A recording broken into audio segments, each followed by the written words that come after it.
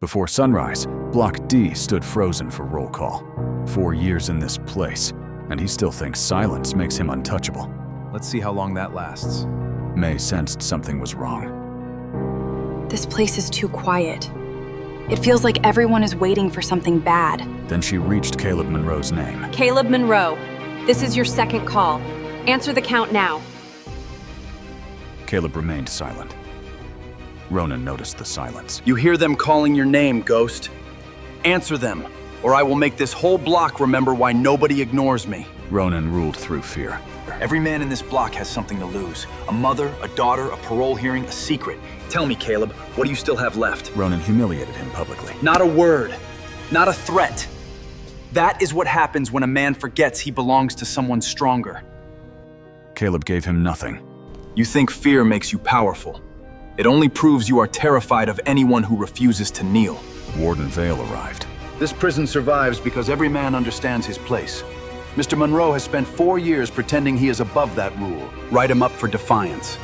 Send him to laundry detail. Some lessons are easier to understand when no one is watching. They said you hurt people who trust you. Please tell me they are lying. That night, Mateo was found dead. His wrists were restrained. His shoes are still on. This was not suicide. Someone made it look like one. The officers behind Caleb heard the words, but none of them wanted to understand them. In Black Ridge, truth was not measured by what a man could prove. It was measured by who had the authority to write the report. And before Mateo's body was even taken away, Caleb could already see how the lie would be built. The bruises would be called confusion. The knot would be called desperation. The shoes would be ignored entirely. By morning, Mateo Ruiz would become another official tragedy. Another inmate who could not survive his own guilt. Another name removed from the meal roster, as if he had never been more than a number. But Caleb knew better. He had seen this pattern before. A frightened prisoner became unstable on paper. A camera failed at the perfect moment. A guard forgot what he had seen, and a doctor signed faster than any honest man should. Mateo was not the first. That was the part Caleb could not say out loud. Not yet. Because inside Black Ridge, speaking too soon did not save the dead. It only warned the living men who had killed them. The next morning, Mateo's cell was empty. His name had already been removed from the meal roster. His belongings were packed in a box for a family that would receive them with a letter full of words like regret and condolences. At roll call, Warden Vale paused beside Caleb. This time, Ronan Pike stood nearby with a fresh cut on his lip from an unrelated fight and an expression that suggested he was enjoying himself. Vale asked Caleb whether he had anything to say about Mateo Ruiz. Caleb looked at him. For the first time in years, every man in Block D waited for an answer. But Caleb remained silent.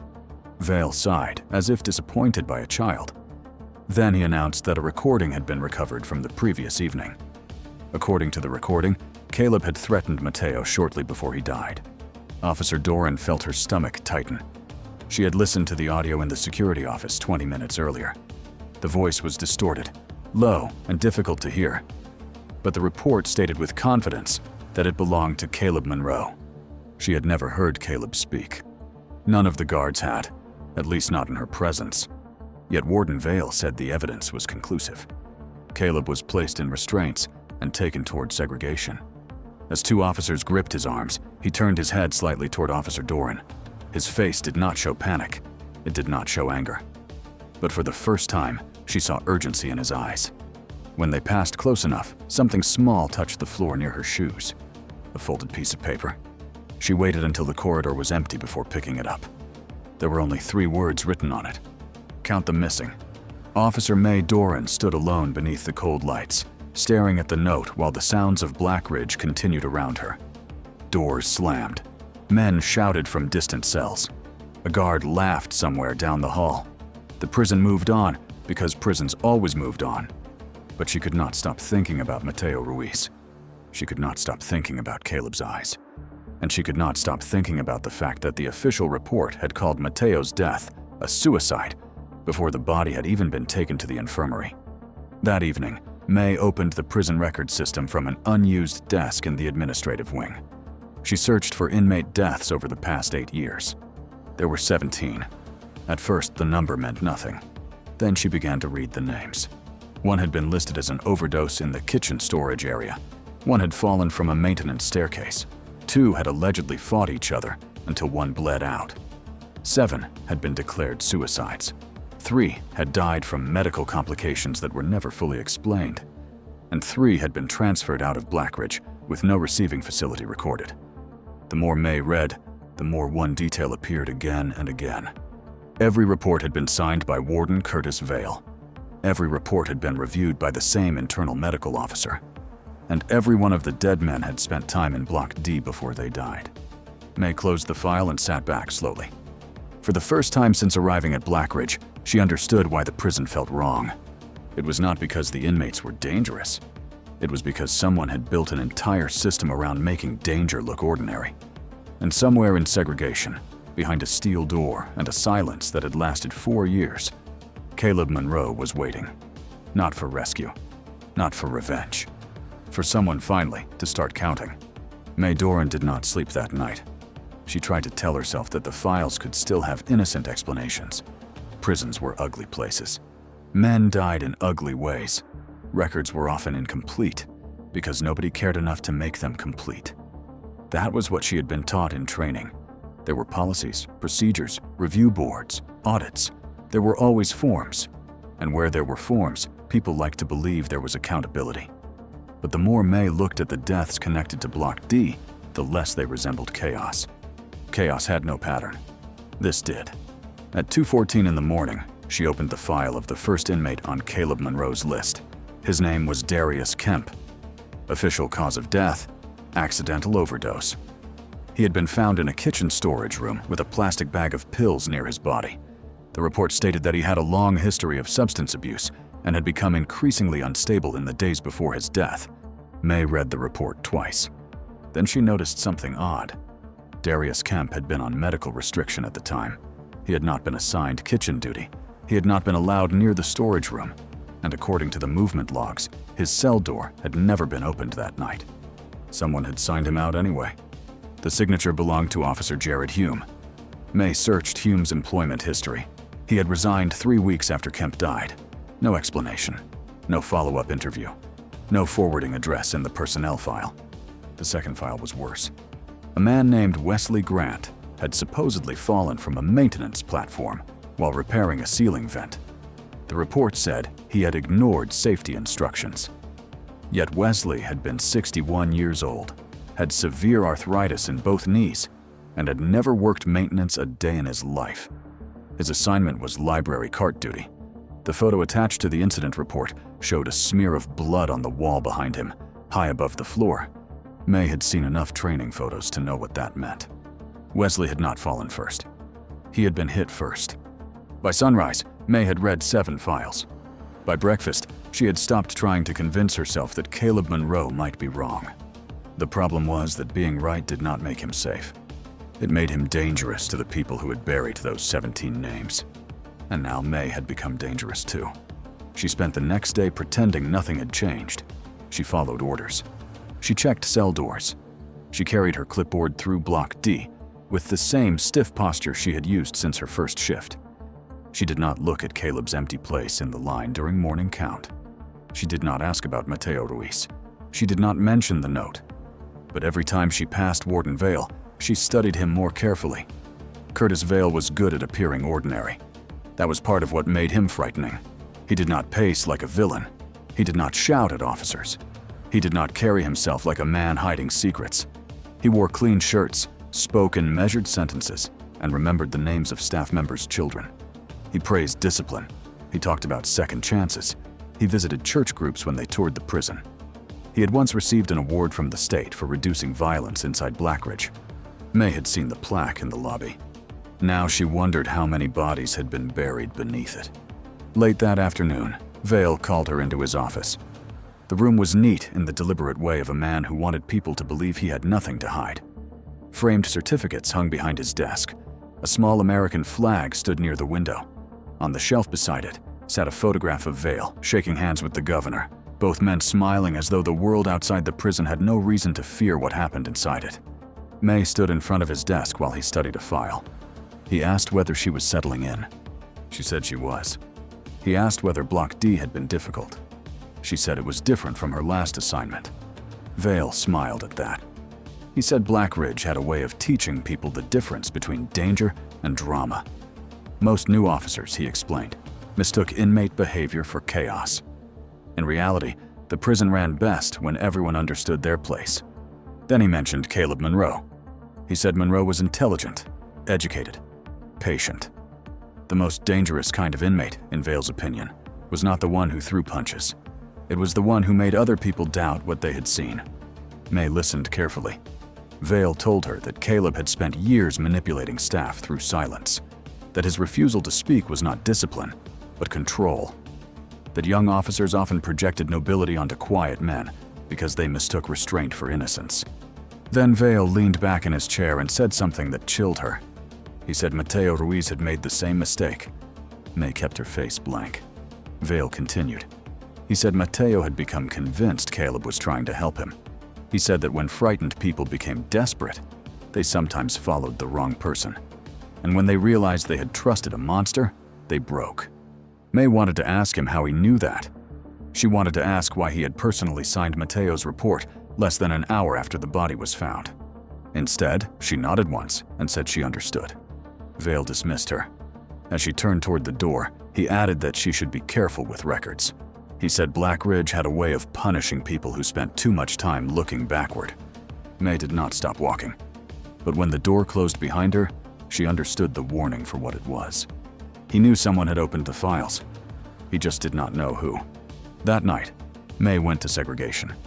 Officially, she was there to check the restraint log. Unofficially, she needed to see Caleb Monroe before Warden Vale found a reason to move him somewhere nobody could reach.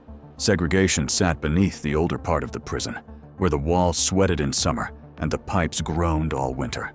The cells were narrow, the lights never fully dimmed, and the air carried the stale smell of bleach, rust, and old fear. Caleb was sitting on the edge of his bunk when May arrived. His hands were cuffed in front of him. A bruise had darkened along the side of his jaw. His lower lip was split. Someone had hurt him after he was brought down there, and someone had made sure the report would say he resisted. May stood outside the door for several seconds. Caleb did not look up. Finally, she spoke quietly. She told him she had counted the missing. At that, his eyes lifted. They were not grateful. They were not relieved. They were tired. May told him she had found 17 deaths connected to Block D. She said the reports did not make sense. She said she believed Mateo had been murdered. Caleb watched her without moving. Then he looked toward the ceiling camera. May followed his eyes. The camera above the cell door was old and scratched, but the small red light was on. Caleb looked back at her. He pressed one finger against his lips. May understood. He would not speak. Not there. Not yet. She asked whether there was a way to communicate without being heard. Caleb looked down at the metal food tray beside him. Then he tapped it once with his cuffed hand. A short sound. He tapped again, twice. Then once more. May frowned. Caleb repeated the pattern. One tap. Two taps. One tap. Then he pointed to the cell number painted beside his door. It's 121. May stared at the numbers. 1, 2, 1. She did not understand until he tapped the tray again. One tap. Two taps. One tap. A code. Not letters exactly, not yet. Caleb watched her think. Then he lifted his fingers and made a small gesture near his chest. His index finger traced a shape in the air. Another gesture followed. Then another. May recognized it. Sign language. Not fluent, not enough for a conversation, but enough for a question. Who listens? Caleb's hands moved again. Not guards, not cameras. People. May stood very still. Then she remembered the men she had seen around the prison, who seemed almost invisible. The deaf inmate in the infirmary, who communicated with a correctional aide. The old man, who pushed the library cart and never looked anyone in the eye. The kitchen worker who had spent so long scrubbing floors that officers barely noticed him anymore. The men who swept corridors, repaired vents, collected laundry, cleared trays, washed dishes, and delivered supplies. The people nobody watched, because everyone assumed they had nothing to say. May looked at Caleb. He had not been alone. Not for 4 years. The next morning, she began noticing what Blackridge had trained her not to notice. In the laundry room, a young deaf inmate named Aaron Bell folded uniforms with perfect precision. He never spoke. Most officers treated him like furniture. But when May entered, Aaron glanced toward the security camera, then toward a stack of shirts marked for the night shift. He touched 2 fingers to his shoulder, then 3 to his wrist. May watched him repeat the movement. It was not random. Later, in the chow hall, an elderly inmate named Luther Webb placed trays on tables. His back was bent, and one hand shook from age. Nobody paid attention when he dropped a spoon. Nobody paid attention when he picked it up and tapped it against the floor twice before moving on. In the infirmary, a man named Felix Romero cleaned the hallways. He had a reputation for being slow and harmless. But when Officer Brigg passed him, Felix's eyes followed the man with a sharpness May had not expected. Officer Nolan Brigg was one of Vale's oldest staff members.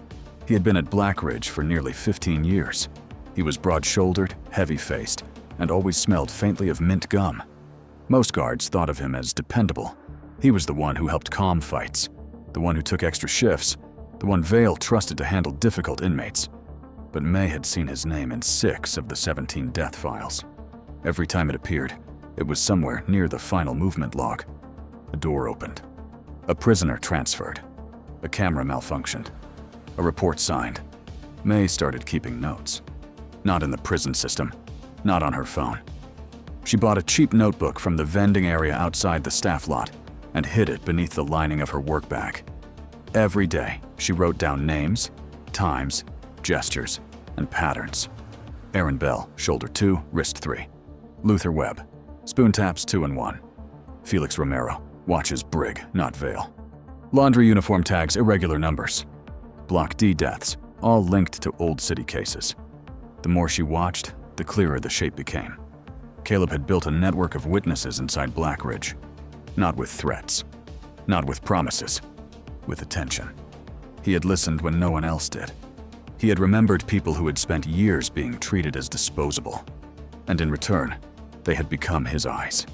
3 days after Mateo Ruiz died, Caleb was moved out of segregation and assigned to laundry detail. Officially, Warden Vale claimed that isolation had not improved his behavior.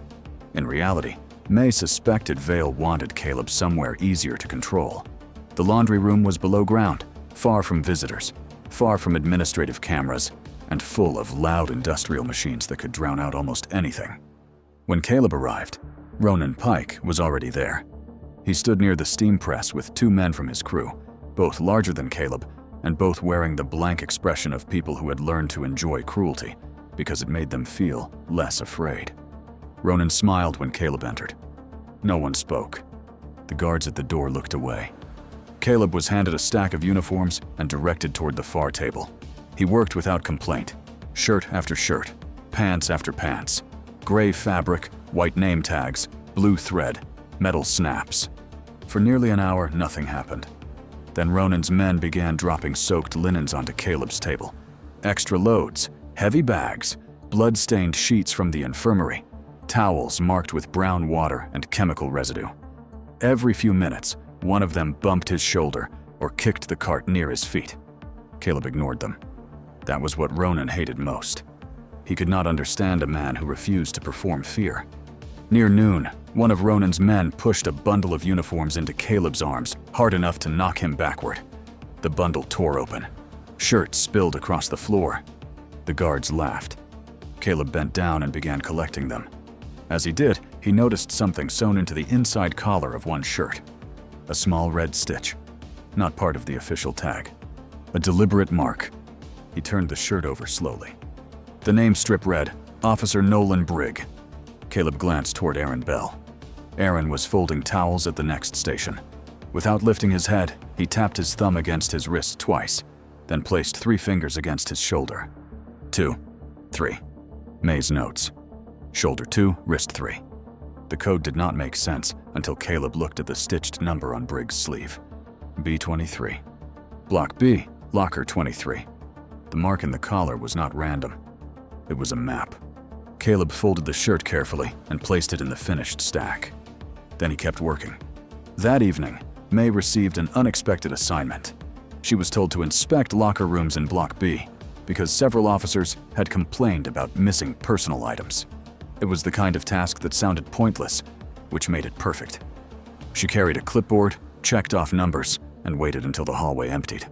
Locker 23 belonged to Officer Nolan Brigg. It was locked. May tried the master key. It did not work. That alone was suspicious. Officer lockers were not supposed to have private locks, not unless an officer had installed one without authorization. May did not force it open. Not yet. Instead, she crouched near the bottom and examined the scratches around the frame. Fresh marks, a hinge recently removed and reattached. Someone had opened it from the side. She looked down the hall. No one was coming. Using the edge of a thin ruler from her clipboard, she slid it through the gap near the hinge and felt along the inside panel. Her fingers found something taped beneath the locker shelf. A small flash drive. May held it in her palm. For a second, she imagined taking it straight to the State Inspector General. She imagined calling an outside investigator. She imagined the relief of putting the evidence in the hands of people who could make arrests. Then she remembered Warden Vale's office. She remembered the governor's photograph. She remembered how quickly Mateo's death report had been finished. And she knew the truth. Whatever existed inside that flash drive had survived this long because nobody important had seen it. If she moved too early, it would disappear. She taped it back exactly where she found it. Then she walked away. That night, Caleb sat alone in his cell after laundry detail. His hands were sore. His shoulders ached. Ronan's men had spent the afternoon finding small ways to hurt him without leaving obvious marks. A knee against the ribs while passing a cart. A hot sheet dropped across his forearm. A shove into the metal edge of a folding table. Caleb had endured worse. Pain was simple. Silence was harder. He had not heard his sister's voice in 4 years. He had not seen his niece grow beyond the age of 6 in the photograph that lived inside his mind. Sometimes, in the dark, he tried to remember whether her front tooth had already fallen out before he went to prison. Sometimes, he imagined her walking into school with a backpack too big for her shoulders. Sometimes he wondered whether she still asked where Uncle Caleb was, or whether Naomi had learned to say his name less often because it hurt too much. The first year inside Blackridge, Caleb had received letters from Naomi every week. She wrote about ordinary things, grocery bills, her daughter's school play, the old apartment building where the elevator kept breaking. She wrote that she believed him. She wrote that she would never stop looking for a way to prove the truth. Then, one day, the letters stopped. At first, Caleb thought she was angry. Then he thought she had given up. Months later, Ronan Pike had walked past his cell and left a photograph on the floor. Naomi standing outside a pharmacy. Her daughter beside her. A dark sedan parked across the street. No message, no threat, just the photograph. Caleb understood. Warden Vale had reached beyond the prison walls. The silence was no longer a choice. It was ransom. The following morning, May found another folded note beneath the tray slot of Caleb's cell. She had not seen anyone place it there. The handwriting was not Caleb's. It said only this: "They move him Friday." May read it twice. Friday was 2 days away. She knew immediately what it meant. A transfer. Blackridge used transfers the way other institutions used locked doors. A man sent away in the middle of the night could vanish into another system. His records could be delayed. His property could be misplaced. His visitors could be told nothing. If he arrived at the new prison at all, nobody would ask too many questions. May hurried to the assignment board. There it was. Caleb Monroe.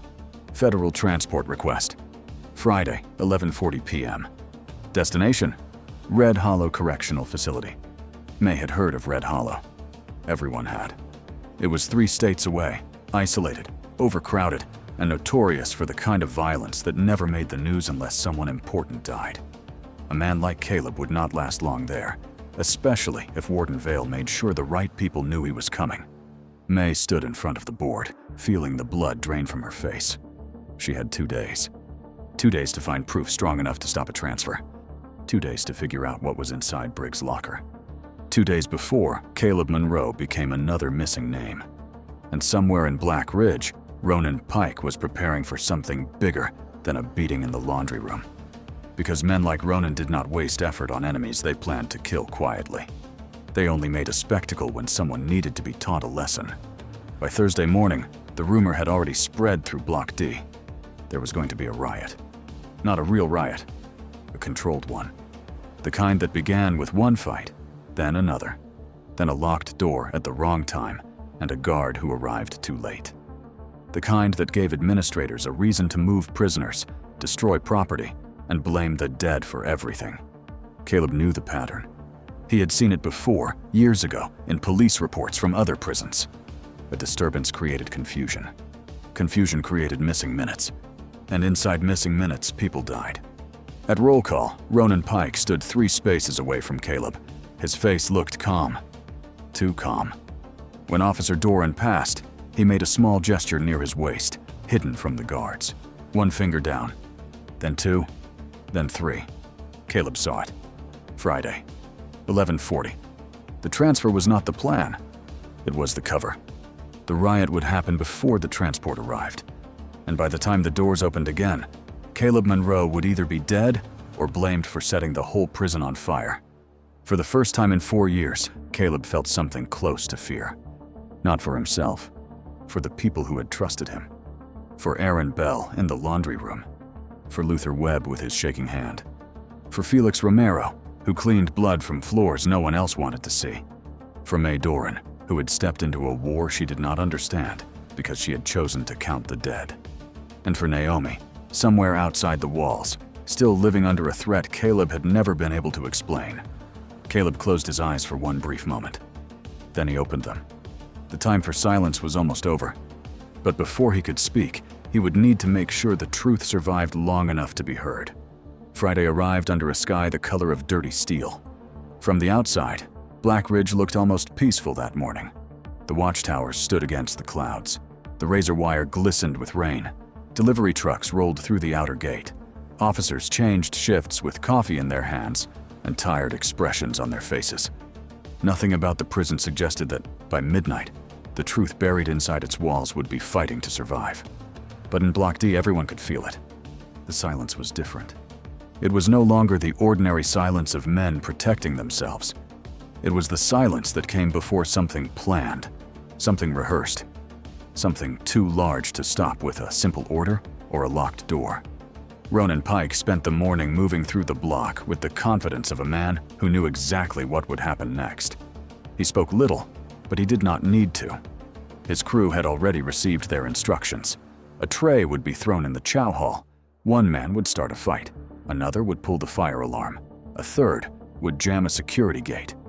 Once the officers rushed toward the noise, the cameras in the east corridor would fail for just long enough. Then Caleb Monroe would disappear. The official report would be written before sunrise. It would say he had organized the riot. It would say he had attacked staff.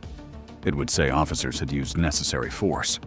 And somewhere, in a transport van that would never leave Black Ridge, there would be no witness left alive to contradict it. Caleb knew all of this before the first tray hit the floor. He knew because Aaron Bell had passed him a towel in the laundry room that morning. Sewn into the corner, so small that no guard would notice it, was a sequence of marks. 3 stitches near the edge, 2 along the seam, 1 beneath the tag. 3, 2, 1. In their growing code, it meant one thing. They are ready. Caleb had spent the previous night thinking about every person Warden Vale could hurt if the plan succeeded. May Doran, Aaron, Luther, Felix. The men who had quietly helped him gather pieces of the truth. The people who had survived by becoming invisible. For 4 years, Caleb had believed silence was the only way to protect them. Now he understood something else. Silence could protect a person for only so long. Eventually, silence became the room where evil learned to speak freely. At noon, May Doran entered the staff locker corridor with a file folder under one arm and a borrowed maintenance key in her pocket. She had made her decision. She could not wait for the Inspector General. She could not wait for a judge, a warrant, or a supervisor who might already belong to Vale.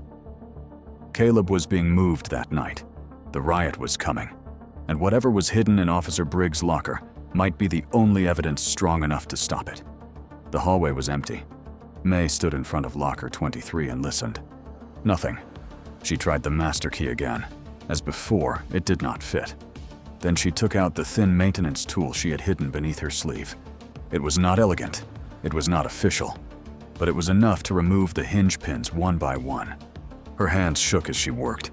She thought of the warning in Vale's office. She thought of Mateo Ruiz hanging in his cell while strangers decided what his death meant. She thought of Caleb's note. Count the missing. When the final hinge pin came loose, May pulled the locker door forward. Inside, at first, there was nothing unusual. A spare uniform, a bottle of aspirin, an old pair of boots, a photograph of Brig with his wife and 2 daughters at a lake. Then May pressed against the back panel. It moved. Behind it sat a sealed plastic case. Inside the case were 6 flash drives, a small digital recorder, and a stack of printed transfer forms bearing the names of prisoners who had officially died years earlier. May stared at the pages. Darius Kemp, Wesley Grant, Mateo Ruiz, and 14 others. There were also 3 names she had never seen in the death files because they had not been recorded as deaths at all. They had been listed as transfers. One of those names made her stop breathing. Arthur Bell. The witness Caleb Monroe had supposedly murdered 4 years earlier. May read the form again. Arthur Bell had entered Blackridge under a false inmate identification number 21 days after Caleb had been convicted. His name had been altered. His transfer had been sealed. His destination was listed as Internal Protective Custody. There was no release record, no death certificate, no medical file, nothing. But on the form, beside the date, was a handwritten note. Bell still talking. Move before review. May's knees nearly gave out. Arthur Bell had been alive. Caleb had not murdered him. The case against Caleb had not merely been false. It had been built on a lie so complete that the man they claimed was dead had been hidden inside the same prison where Caleb was sent to disappear. May grabbed the recorder. She pressed play. At first, there was only static. Then a man's voice emerged, weak and frightened. It was Arthur Bell. He was speaking quickly, as though he knew time was running out. He named companies. He named officers. He named payments that had passed through charities, construction firms, security contracts, and police accounts. He described how evidence was planted, how witnesses were pressured, how people who would not cooperate were moved into systems where no one outside could find them. Then he said a name May already knew. Curtis Vale. The recording ended with a sound like a door opening, then silence. May stood in the locker room with the recorder clenched in her hand. For 1 second, she imagined running, not from the truth. With it, out through the staff entrance, into her car, straight to the nearest state police office. But then she looked at the clock. 12:37 p.m. The riot was coming in less than 11 hours, and Caleb was still inside. She copied every file onto a second drive she had brought from home. Then she placed the originals back inside the case exactly as she had found them. The recorder, however, she kept. It was not enough to prove everything, but it was enough to begin. At 6:10 that evening, the first sign of trouble appeared in the chow hall. A metal tray crashed to the floor. Every head turned. A prisoner from Ronan Pike's crew stood over another inmate, shouting about stolen food. The argument lasted only seconds before a punch was thrown. Then another. Men surged backward from the tables. Guards rushed in. Chairs scraped across concrete. The fight was loud. Too loud. Too organized. Caleb sat at the far end of the room, watching the exits. He saw Ronan rise from his seat. He saw Officer Brig move toward the east corridor. He saw the overhead lights flicker once. Then the fire alarm began to scream. Panic spread faster than violence. Men stood. Tables overturned. Guards shouted commands no one could hear. The east security gate slammed halfway shut and then froze. Smoke began to drift from a utility vent near the kitchen, thin at first, then darker. The riot had started exactly as planned, but Caleb had prepared for it too. Luther Webb, the old library worker everyone ignored, had spent the past 2 days moving books from one cart to another.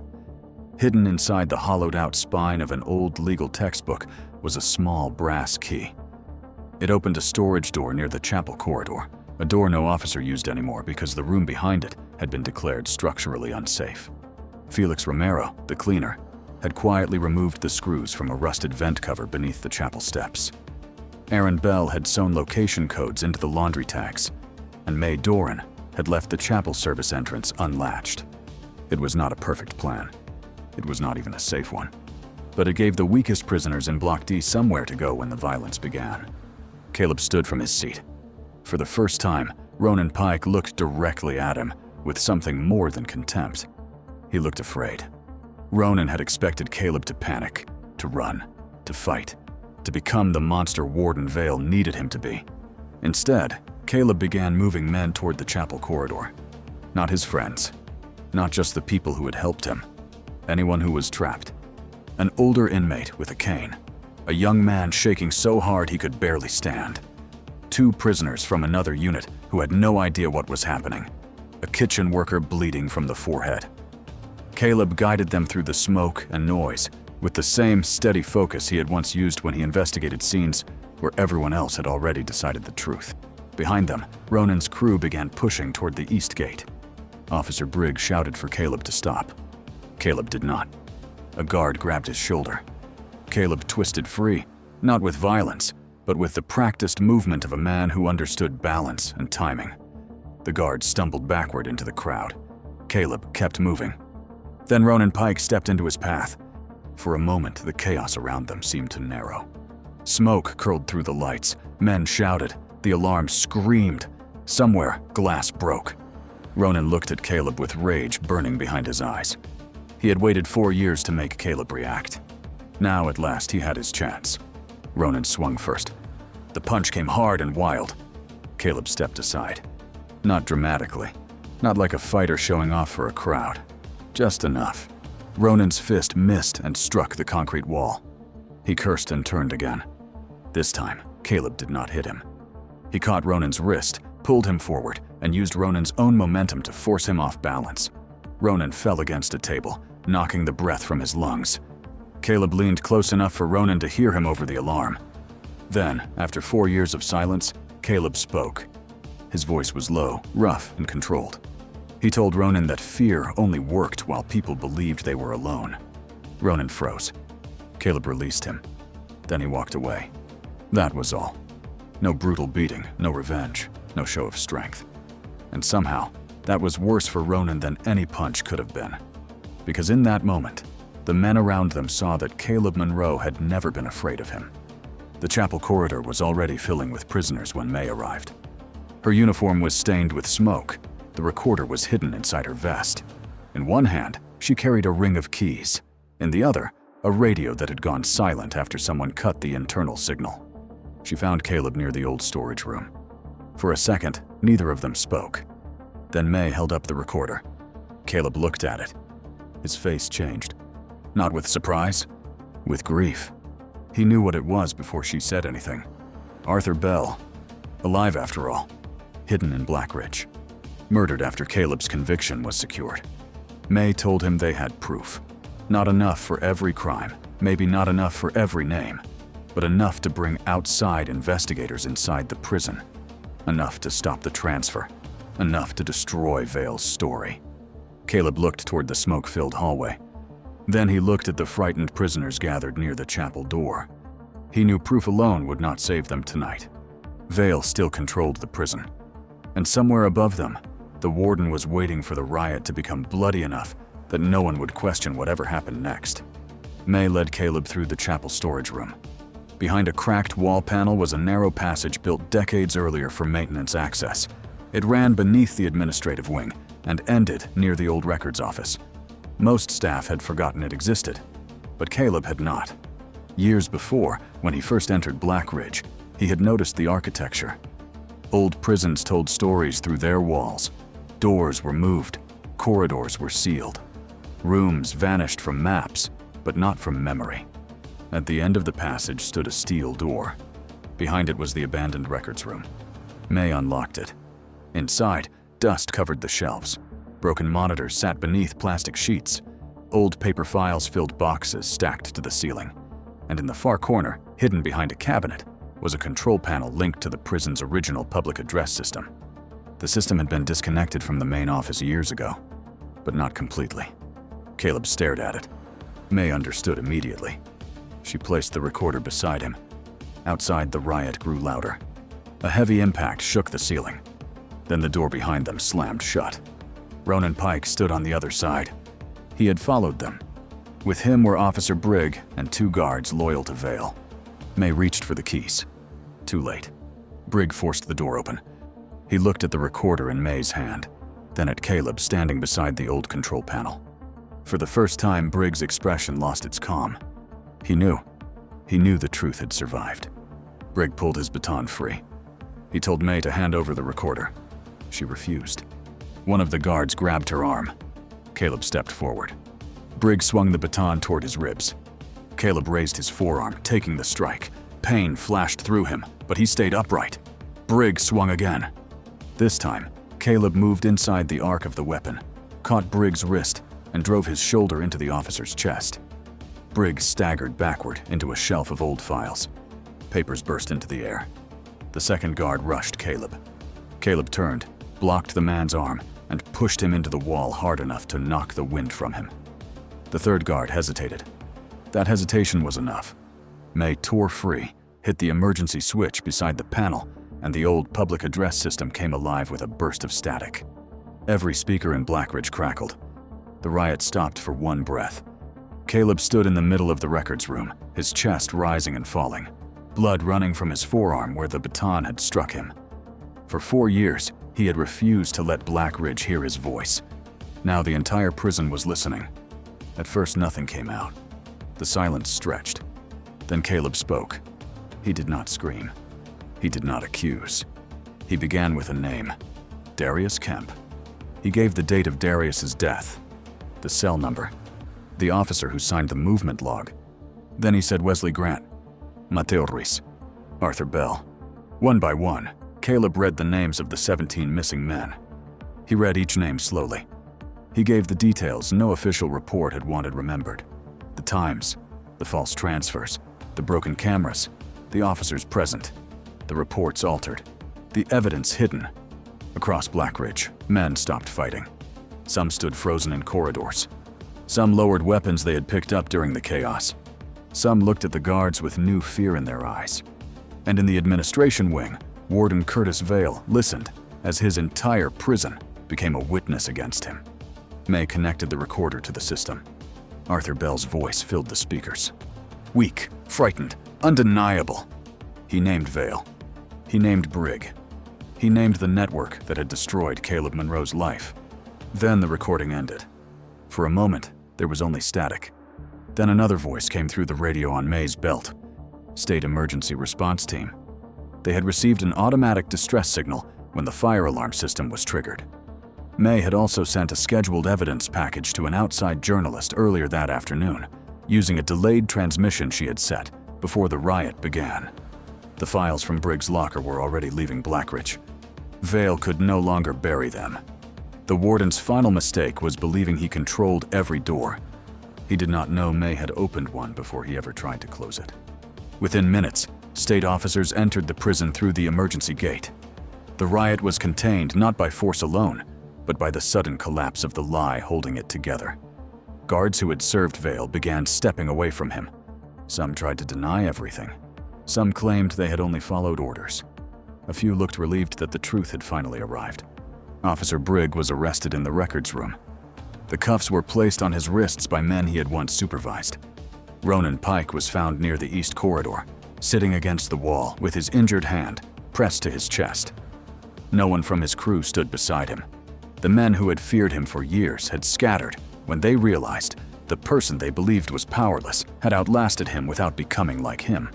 Ronan looked up as Caleb passed.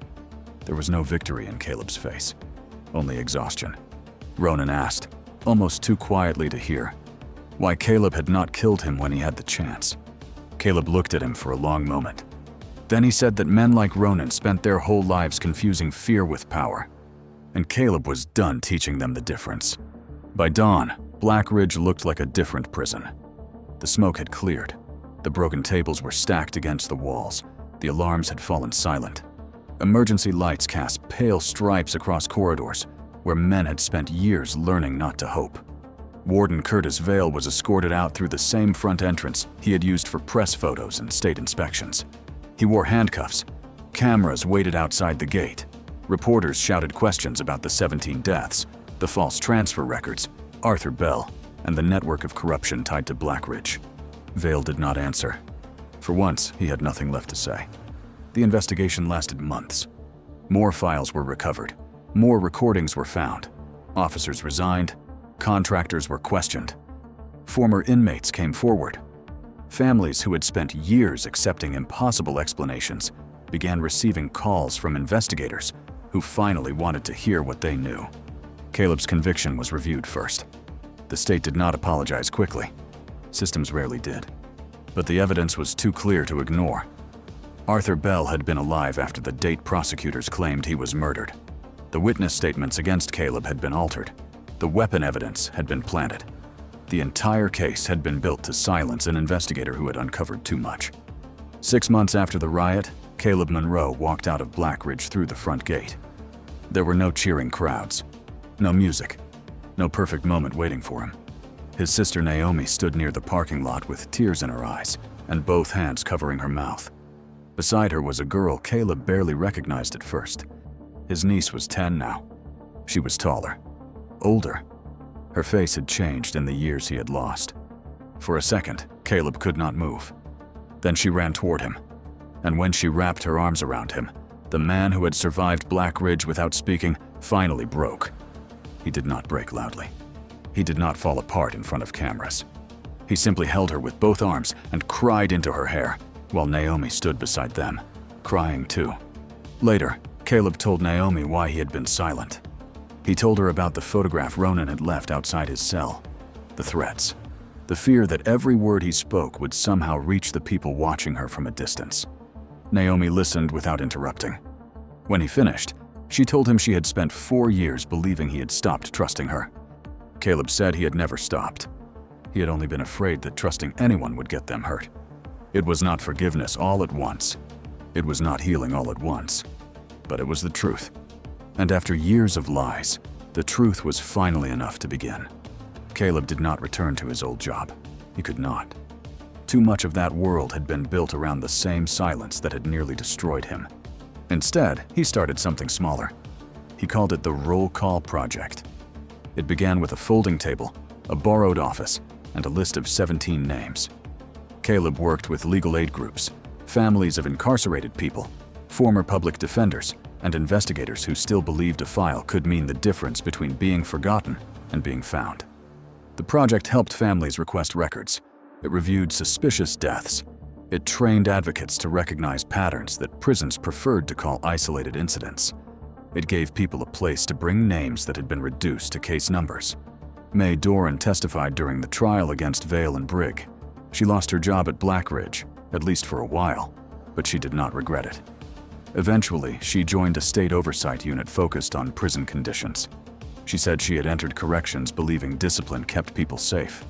Black Ridge taught her that silence could be organized just as easily as violence. Aaron Bell was transferred to a facility with better services for deaf inmates. Luther Webb was granted compassionate release. Felix Romero was cleared in a separate review after evidence showed he had been framed years before for a crime committed by someone else. Ronan Pike remained in prison, but he no longer controlled Block D. The men who once followed him learned that fear was a fragile kind of currency. It bought obedience only until someone remembered they had a choice. And Caleb Monroe, the prisoner who had never spoken at roll call, became proof that a quiet person was not an empty person. Sometimes silence was not surrender.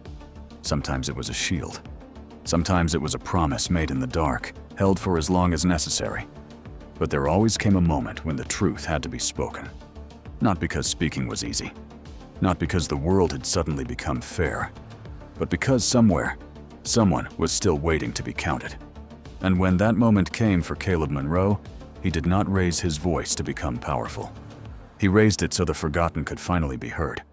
If you have ever been judged by a story someone else told about you, remember this. People may ignore your truth for a while, but truth has a patience that lies can never keep. And sometimes, the strongest thing a person can do is survive long enough to speak when it matters most. Stay down. People like you do not get to explain first. Most people had already decided what he was. We already know enough. To the store security guard, he was an easy target. To the assistant manager, he was the perfect excuse. I knew something was wrong. And to the shoppers passing by with their carts and baskets, he was just an uncomfortable scene they could pretend not to see. This does not feel right. You should have checked the cameras first. He noticed the manager watching too carefully, The truth is still here.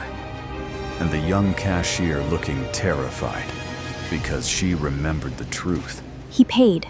I saw him pay.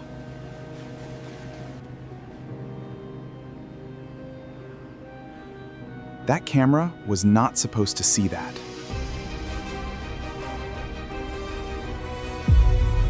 My version is the one they will believe. They thought the story would end with a quiet man being blamed, embarrassed, and erased. No receipt, no proof. But the man on that floor had spent years protecting records from people who thought power gave them the right to rewrite reality. And before the grocery store ever learned, it had chosen the wrong man to destroy. That morning had begun in the kind of darkness most people never noticed. Not the frightening kind, not the kind that filled headlines, but the slow blue darkness before sunrise, when working people moved through the world while everyone else was still asleep. Marcus had finished mopping the fourth-floor hallway of the Bryan County Courthouse just after 5 in the morning. The courthouse was empty then, except for the hum of vending machines, the distant click of old pipes, and the soft squeak of his shoes against the marble floors. At 52, Marcus Hale had learned how to move through important buildings without being seen. He knew which doors stuck in winter, which judges arrived before sunrise, which clerks left coffee rings on polished desks, and which hallways held conversations people assumed no janitor would understand. He wore a faded charcoal hoodie over his maintenance shirt, dark work pants worn thin at the knees, and black shoes that had been repaired more times than replaced. To most people who passed him during the day, he was simply part of the building's background, like a trash bin, a mop bucket, or a light that flickered near the elevators. But Marcus had not always been invisible. Years earlier, before the courthouse had reduced him to a man with a mop, he had worked in the records division, the quiet room where evidence logs, video files, sealed documents, and time-stamped materials were handled with more care than most people ever imagined. Marcus had not been a lawyer, a judge, or a man with a title people respected in public, but he had been trusted with something more fragile than reputation. He had been trusted with the record, and to Marcus, the record was sacred. He believed a time stamp mattered. He believed a receipt mattered. He believed a camera angle, a signature, a missing minute on a file, or a note written in the margin could become the only thing standing between a person and a lie that looked official. He had seen what happened when powerful people treated paperwork like clay, shaping it until the truth became convenient. He had seen ordinary people lose jobs, children, homes, and names because someone with a cleaner suit and a louder voice wrote the first version of the story. That was why Marcus had lost his position. It had happened 7 years earlier, in a case that almost no one remembered now. A young man had claimed he had been mistreated during a detention incident, and the entire dispute came down to a hallway camera file and the time written in the evidence log. The file showed one thing. The amended report suggested another. A superior had asked Marcus to correct what they called a harmless clerical error. The tone had been casual, almost friendly, as if changing a number by 14 minutes was the same as fixing a typo. Marcus had refused. He had not shouted. He had not threatened anyone. He had simply said that the time on the file was the time on the file, and that his initials would not sit beside a lie. In a place like Bryan County, that kind of refusal did not always create a scandal. Sometimes it created something quieter and more efficient. His performance reviews changed. His attitude was questioned. His ability to work well with others became a concern. Within months, the man trusted to protect records was reassigned to building maintenance, and the courthouse learned to speak of him as difficult without ever explaining what he had been difficult about. Marcus accepted the new job because he needed to eat, because his wife Ruth needed medication, and because pride did not pay rent. But acceptance was not the same as forgetting. Every morning, as he pushed his mop past the locked records office, he remembered the kind of people who smiled while asking honest men to bend the truth. He remembered how quickly a room could turn against someone who refused to be useful to a lie. By 5:30 that morning, the first pale light had begun to press against the courthouse windows. Marcus rinsed the mop, folded the cleaning cloths, and checked the small black notebook he kept in his back pocket. It was not fancy. Its corners were soft from years of use, and its cover had been taped twice. Inside were work hours, grocery costs, medication reminders, appointment dates, and little notes written in a careful hand. Some people used phones for everything. Marcus still trusted paper, especially when paper was kept close. On the top line of that day's page, he had written Ruth's kidney appointment, Naya's birthday, and a short grocery list. Oat milk, bread, soup, apples, Ruth's prescription, blue cupcake. The cupcake mattered more than the price should have allowed. Nitya, Marcus's 12-year-old granddaughter, had asked for nothing big that year. She knew money was tight. She knew her grandmother had been tired. She knew her grandfather counted bills at the kitchen table when he thought no one was watching. So she had asked for one blue cupcake from the bakery case at the grocery store near the bus stop. The one with the bright frosting and tiny white sugar stars. Marcus had promised he would bring it home after work. That was the kind of promise a man like Marcus treated seriously.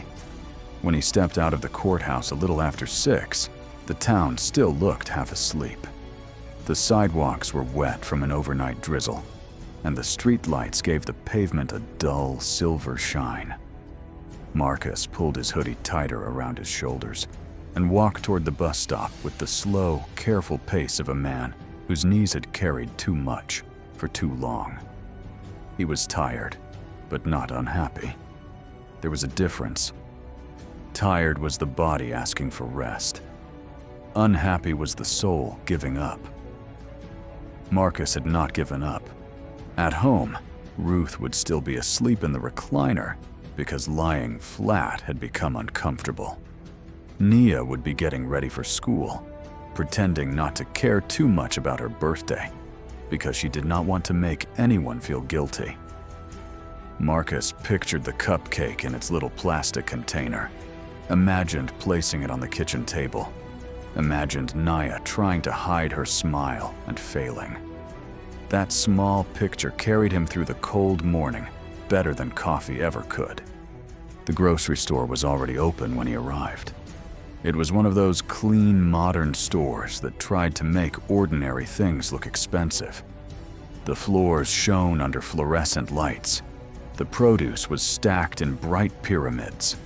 Soft music floated above the aisles, cheerful enough to make the place feel welcoming if a person did not know how quickly welcome could disappear. Marcus took a basket near the entrance and moved through the store with the careful focus of someone who knew exactly what he could spend.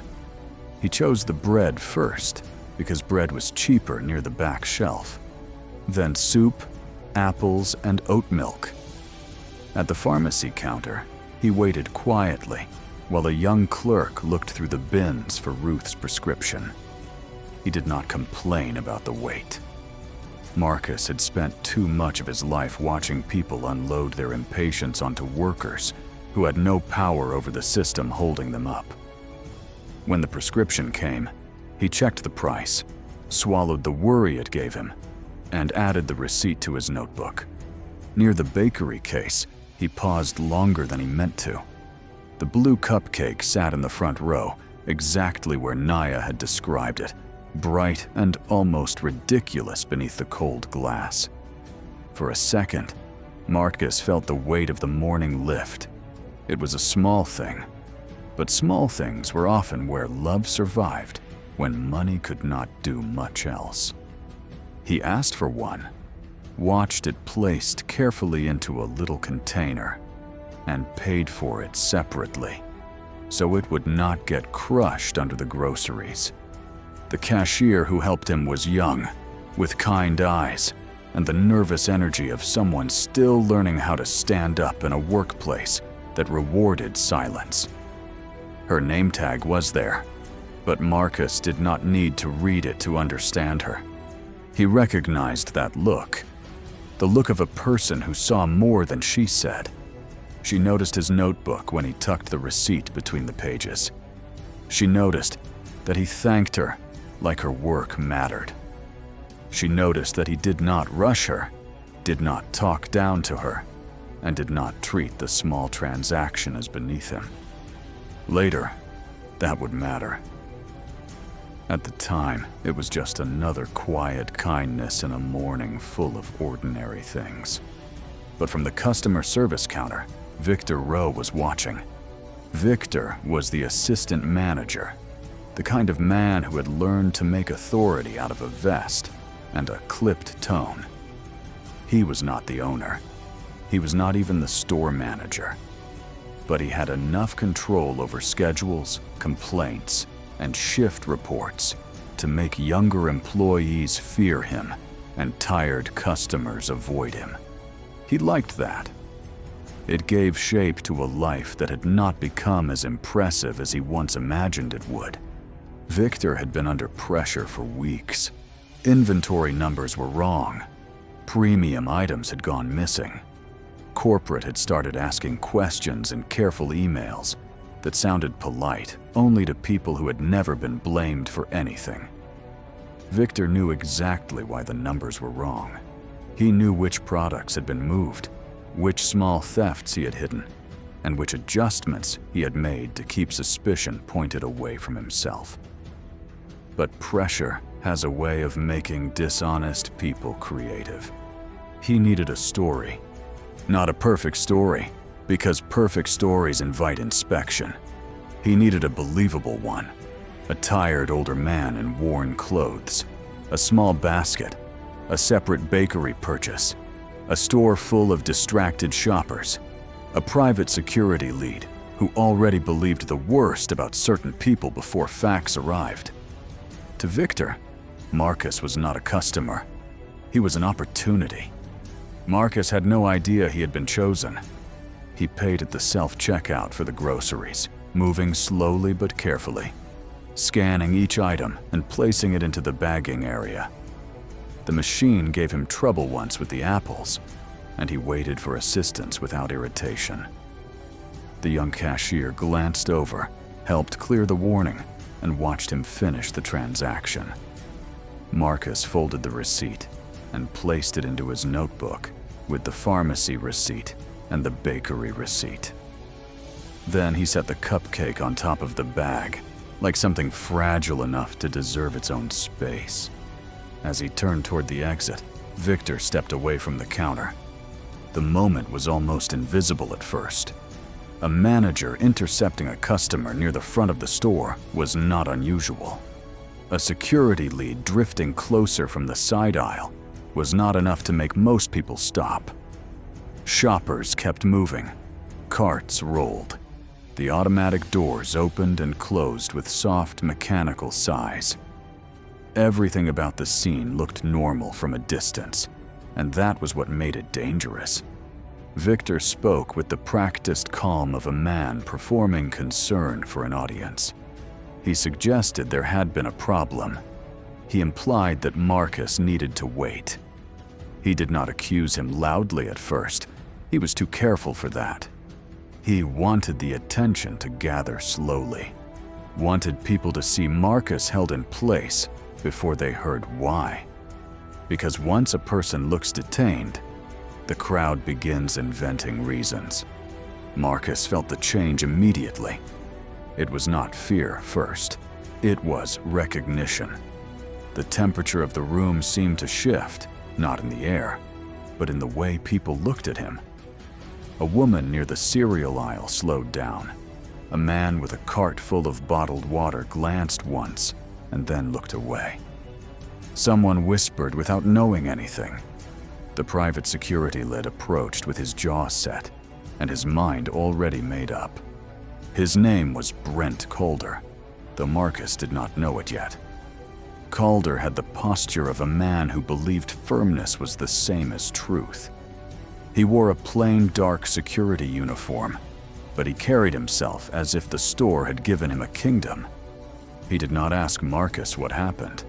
He asked Victor what the problem was, and that told Marcus everything about the direction the morning had taken. Victor produced a bag Marcus had never touched. It contained expensive items from a premium shelf, the kind of goods Marcus would not have bought even in a better month. The bag appeared from behind the counter, as if it had been waiting for its cue. Victor said enough for people nearby to understand that he believed Marcus had tried to leave without paying. He kept his voice measured, but there was satisfaction underneath it. He was not discovering a crime. He was presenting one. Marcus reached for his notebook. That small movement made Calder stiffen. The security lid told him not to reach around, not to make things harder, not to act like he could talk his way out of what they had already found. Marcus stopped, not because Calder was right, but because Marcus understood how quickly a normal gesture could be rewritten by someone determined to see danger. He kept his hands visible and explained, as calmly as he could, that he had receipts for everything he bought. But calm did not help him. Calm often angers people who depend on panic to prove their version of events. Calder wanted Marcus defensive. Victor wanted him confused. The crowd wanted him simple enough to categorize quickly. But Marcus stayed measured, and that quiet steadiness made the accusation feel less secure. So Victor added details. He mentioned the high-value items. He spoke of prior losses. He hinted that the store had been watching people like Marcus for weeks, though Marcus had never been part of any such thing. The young cashier heard that and looked up. She remembered the self-checkout. She remembered helping with the apples. She remembered the folded receipt. Her face changed with the first sharp edge of understanding, but fear held her in place. Victor controlled schedules. Victor wrote evaluations. Victor knew how to punish people without making it look like punishment. She was 19, new, and not yet sure courage would protect her from consequences. Marcus saw her hesitation and did not blame her. That was one of the things people misunderstood about the quiet. They assumed silence meant weakness or approval. But Marcus knew silence had many shapes. Some silence was cowardice. Some was survival. Some was the terrible pause before a person decided what kind of witness they were willing to become. Calder stepped closer. Victor stood behind him. The store kept moving around them, but differently now. Shoppers did not stop in a circle like people in movies. Real life was colder than that. They slowed, stared, judged, and kept shopping. A mother pulled her child gently toward another aisle. An older man pretended to compare prices on canned beans while listening to every word. A teenager lifted his phone, then lowered it when Calder looked his way. The humiliation did not need a crowd gathered tightly around it. It only needed enough people to see and choose comfort over truth. Marcus asked them to check the cameras. That should have been the simplest request in the world. In a store with cameras above registers, doors, aisles, and counters, a customer asking for footage should have sounded reasonable. But lies do not like neutral witnesses. Victor's face tightened almost imperceptibly. Calder dismissed the request as if it were a trick. He said the matter was already clear enough, and Victor nodded too quickly.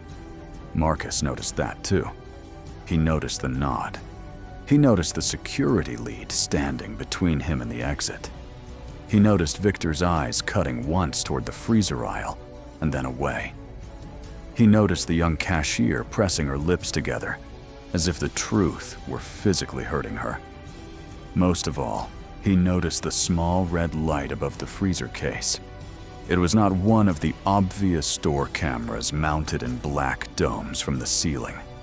It was smaller, placed near a service panel, the kind installed by an outside maintenance company to monitor temperature access and after-hours service. Marcus had seen hundreds of cameras in his old job. He knew the difference between a camera controlled by a building and one maintained by a vendor. He knew that sometimes the most important witness was the one powerful people forgot existed. For the first time that morning, Victor had chosen the wrong man. Not because Marcus was rich, he was not. Not because Marcus had influence, he had very little. Not because anyone in that store was ready to protect him. Most were not. Victor had chosen the wrong man because Marcus understood records the way other people understood weather. He could feel when a story was being built against him. He knew where to look for the thing that would survive after voices finished lying. Still, knowledge did not save him from shame. Calder's voice grew harder. Victor's expression became more wounded and official, as if he were the victim of Marcus's refusal to accept guilt. The cupcake slipped from the top of the grocery bag during the confusion and landed near the wheel of a shopping cart. No one meant to crush it, or maybe no one cared enough to stop it from being crushed. The little blue frosting smeared across the clear plastic lid, and for one painful second, Marcus thought not of the accusation, not of the security guard, not of the watching shoppers, but of Nia. He had promised her. That was the detail that almost broke him.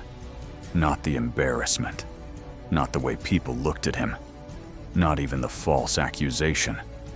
Marcus had survived worse things than public judgment.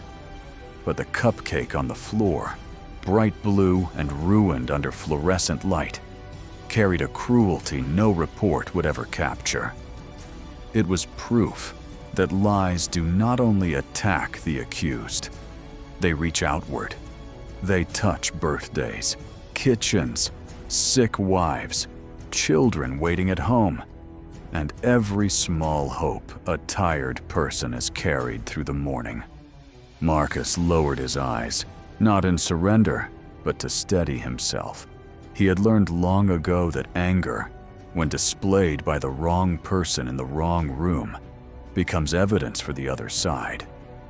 So he swallowed it. He let his breathing slow.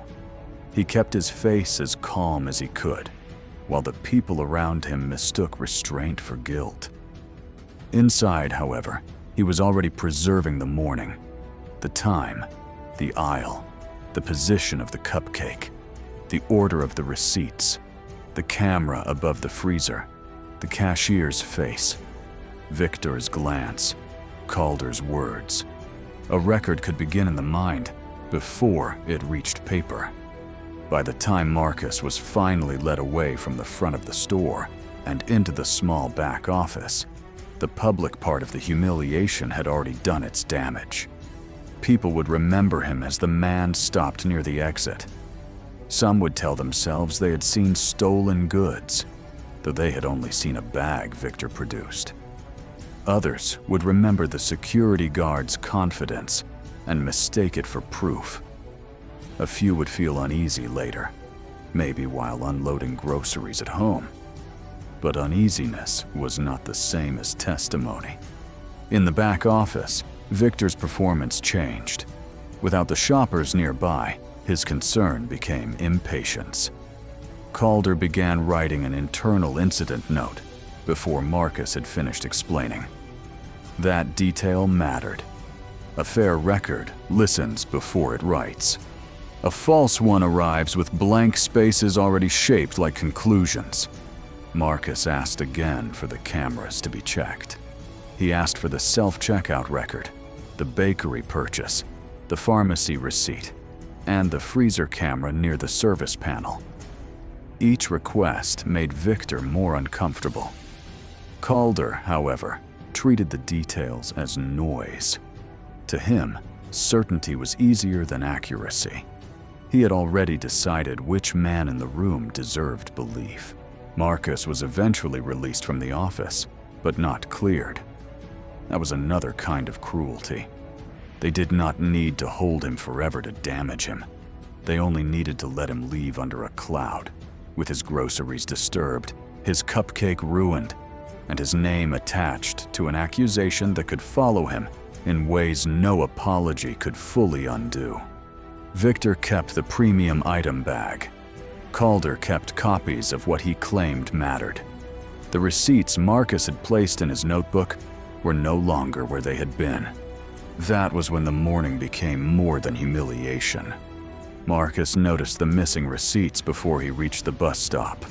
He stood under the gray morning sky with the grocery bag hanging from one hand and the ruined cupcake container in the other. His fingers moved through the notebook once, then again, slowly. The pharmacy slip was still there, tucked between 2 pages. The small list was still there. But the grocery receipt and bakery receipt were gone. For a moment, he simply stood still. A younger man might have rushed back into the store. An angrier man might have shouted. A more naive man might have assumed it was a mistake. Marcus did none of those things. He looked back at the bright entrance, at the shoppers moving in and out as if nothing important had happened there. And he understood that the story had not ended when they let him walk away. It had just become harder to prove. He took out his pen and wrote down the time. That was the first thing Marcus did. Standing beneath the bus stop shelter with the ruined cupcake in one hand and the grocery bag in the other. He wrote the hour, the weather, the number of the checkout lane, the color of the manager's vest, the position of the freezer camera, and the exact moment he realized the receipts were missing. He did not write with trembling anger. He wrote with the careful discipline of a man who had learned that memory becomes stronger when it is anchored to details. The bus came 10 minutes later. Marcus sat near the back, holding the grocery bag close to his knees. People boarded around him with their phones, lunch bags, tired faces, and ordinary morning thoughts. No one knew that the man in the faded hoodie had just been publicly accused, humiliated, and quietly robbed of the very proof that could clear him. That was another cruelty of injustice. The world did not stop for it. Traffic moved. Coffee was poured. School doors opened. People complained about weather and schedules, while someone else's life had already been pushed off balance. Marcus kept looking at the cupcake. The plastic container had cracked on one corner.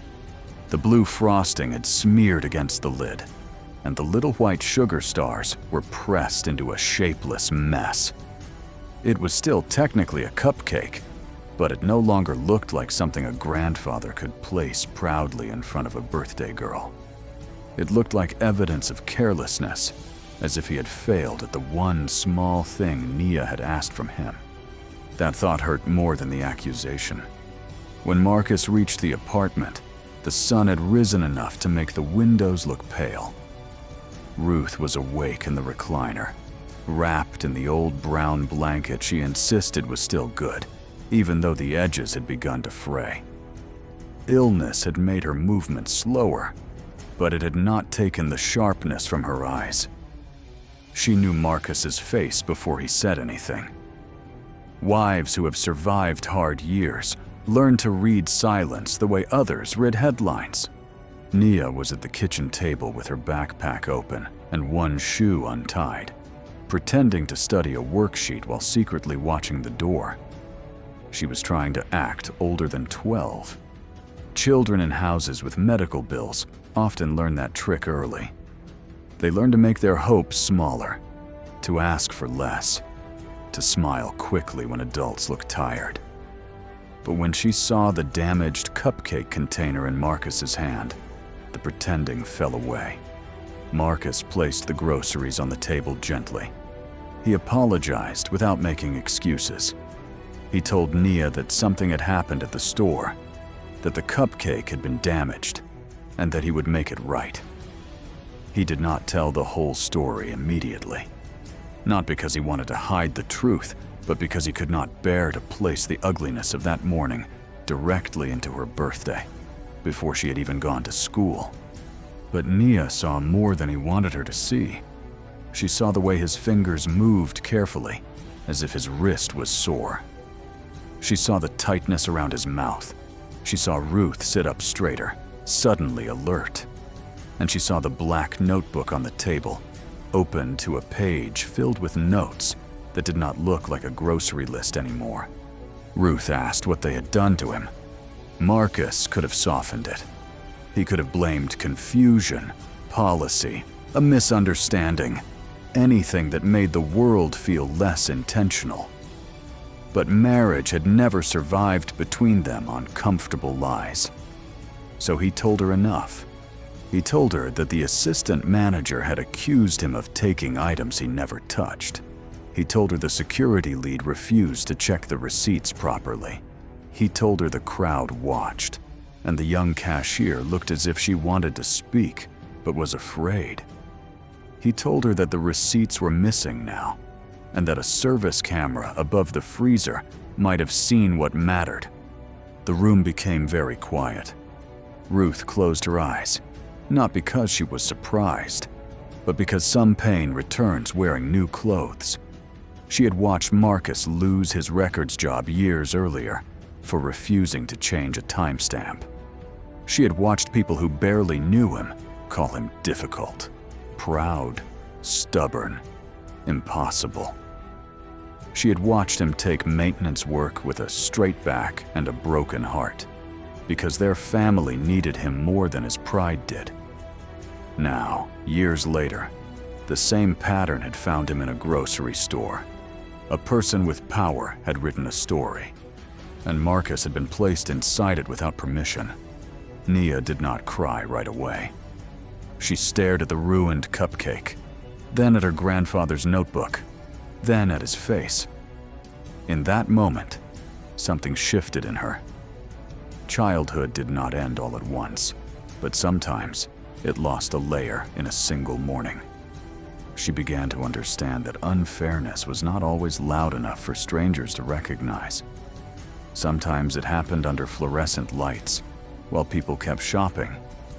Sometimes it wore a polite vest. Sometimes it spoke in a calm voice and counted on everyone else being too busy to care. Marcus wanted her to go to school. Nia wanted to stay home. Ruth settled the matter in the way she often did, with tenderness wrapped around steel. She told Nia that going to school did not mean forgetting, and staying home would not undo what had happened. Then she told Marcus to sit down and eat something before he started trying to carry the whole burden alone. That was Ruth. Even sick, she could still place order around pain. After Nia left, Marcus and Ruth sat at the kitchen table with the notebook between them. Marcus reconstructed everything from the moment he entered the store. Ruth wrote on a separate sheet while he spoke. She asked practical questions, the kind that forced memory to sharpen. Which register had he used? Which cashier helped with the apples? Was the bakery receipt printed separately?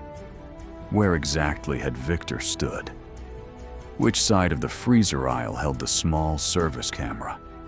Did the security lead touch the groceries before or after the accusation became public? Did anyone else handle the notebook?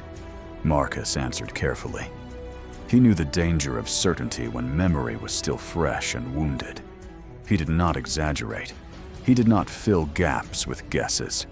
He marked what he knew, what he believed, and what needed proof. That distinction mattered. Lies often win by pretending confidence is the same as truth. Marcus had spent his life refusing that mistake.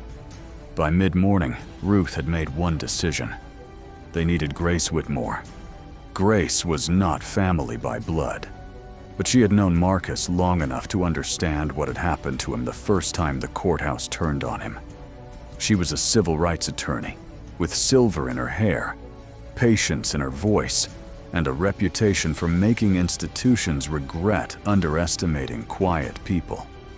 Grace did not chase every rumor, and she did not make promises she could not keep. But when she believed a record had been manipulated, she moved quickly, because she knew evidence had a shelf life when guilty people controlled the shelves. Marcus did not want to call her at first. That was not pride exactly. It was exhaustion. He had been through the machinery before. He knew what it meant to become a case. He knew how people would examine his clothes, his job, his tone, his past, his finances, his family, and his anger. He knew they would ask why he did not act differently, why he did not speak louder, why he did not stay calmer, why he did not produce proof before the proof disappeared. Victims are often put on trial long before anyone admits a wrong has been done. But Ruth reminded him that silence had already cost him once. She did not say it cruelly. She said it as someone who had carried the same wound. The first time Marcus lost his position, they had tried to survive quietly. They had hoped that being honorable would be enough. It had not restored his title. It had not corrected the whispers. It had not taught the people who punished him to fear the truth. This time, Ruth said, they would not hand the lie a quiet room to grow in. So Marcus called Grace. He gave the facts simply. He did not dramatize the humiliation. He did not begin with outrage. He began with the missing receipts and the service camera. That told Grace everything she needed to know about the man on the other end of the phone. Many people call lawyers with feelings first. Marcus called with a chain of custody forming in his mind. Grace listened without interrupting. Then she asked for times, names, descriptions, and any proof still in his possession. When Marcus mentioned the freezer service camera, there was a pause, not of confusion, but of recognition. Grace knew the value of a camera controlled outside the place where the lie had begun. She told Marcus not to contact the store again on his own, not to post anything, not to threaten anyone, and not to let anger give them a distraction. The first move, she said, had to be preservation. Within the hour, Grace's office sent formal preservation notices to the grocery store, the outside refrigeration company, the security contractor, and the pharmacy system connected to the purchase records. The letters demanded that all footage, transaction logs, incident notes, internal communications, and registered data from that morning be retained. They were not loud letters. They did not need to be. They carried the quiet force of someone who knew exactly where evidence liked to disappear. That was the first turn in the story. At the grocery store, Victor received the notice before lunch. He read it once in the small back office. Then he read it again, slower. His face changed, not because the letter accused him directly, but because it named things he had hoped no one would think to name. The freezer camera, the external maintenance vendor, the transaction logs, the incident note, the preserved receipts, the time window. Victor had expected Marcus to complain, maybe to call the store manager, maybe even to shout into a phone and be dismissed as emotional. He had not expected preservation language. He had not expected a lawyer to move before the end of the workday. Most of all, he had not expected the camera above the freezer case to become important. That little camera had always annoyed him. It belonged to the refrigeration maintenance company, not the store's main security system. It existed because expensive freezer failures could ruin inventory overnight, and corporate did not like losing money to broken equipment. It recorded service access, temperature checks, and movement around the freezer doors. Victor had ignored it because it was not part of the camera system he usually reviewed. It was just another small device with a blinking red light, too ordinary to fear. Now he feared it. Calder did too, though he showed it differently. The private security lead did not panic. Men like Calder rarely panic in a way others can see. Instead, he became more certain, more rigid, more offended that anyone would question his handling of the incident. He told himself the matter would hold because Victor had made the initial complaint and Marcus had looked suspicious. He repeated that phrase in his head until it felt almost like evidence. Looked suspicious. It was one of the most dangerous phrases in the world because it often revealed more about the person looking than the person being judged. By the end of that day, the store manager had been informed. Corporate had been informed. The outside maintenance vendor had been contacted. The incident had moved from a small back office into email threads, where careful people began choosing careful words. No one wanted to admit fault.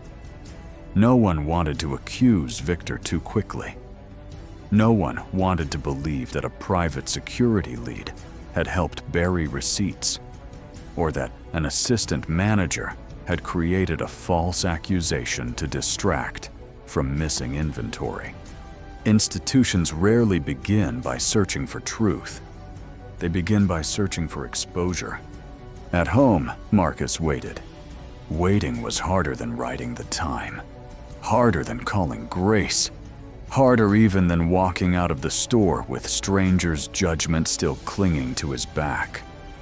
Waiting gave the mind too much room. He imagined the footage being deleted. He imagined the vendor saying the camera had not recorded.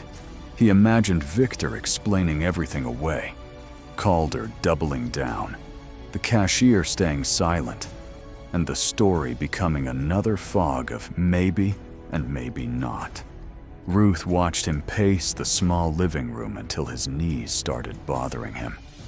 Then she told him to sit. He did, not because pacing was useless, but because Ruth had always been better at making commands sound like care. Nia came home from school quieter than usual. She had told no one about the cupcake. She had not eaten the lunch Ruth packed. She had spent the day thinking about the way her grandfather wrote things down, about the receipts missing from the notebook, about the cashier who had seen the truth and said nothing in time. Children often understand injustice in simpler language than adults. To Nia, the question was not complicated. Her grandfather had paid. Someone lied. People watched. The proof had to be found. That evening, she sat beside Marcus with the damaged cupcake container between them. He had tried to buy another one from a different bakery on the way home, but the store had only plain vanilla left, and something in him refused to pretend replacement was the same as repair.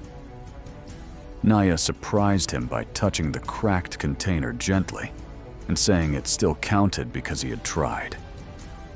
Marcus looked away then, because Grace from a child can break a man more completely than cruelty from an adult. He promised her again that he would make it right. But even as he said it, he knew making it right would not mean only replacing a cupcake. It would mean pulling a lie into the light. It would mean forcing people who had looked away to look again. It would mean entering the machinery he had spent years avoiding, and trusting that this time, the record might be stronger than the people trying to bend it. The next morning, Grace called. Her voice was controlled, but Marcus heard the energy beneath it. The maintenance company had confirmed the freezer camera existed. It had recorded continuously that morning. Better yet, the footage was stored through the vendor's cloud system, not the grocery store's local office. The store could request access, but it could not quietly erase the original. The files were being preserved. Marcus closed his eyes. For the first time since the incident, he allowed himself to breathe fully.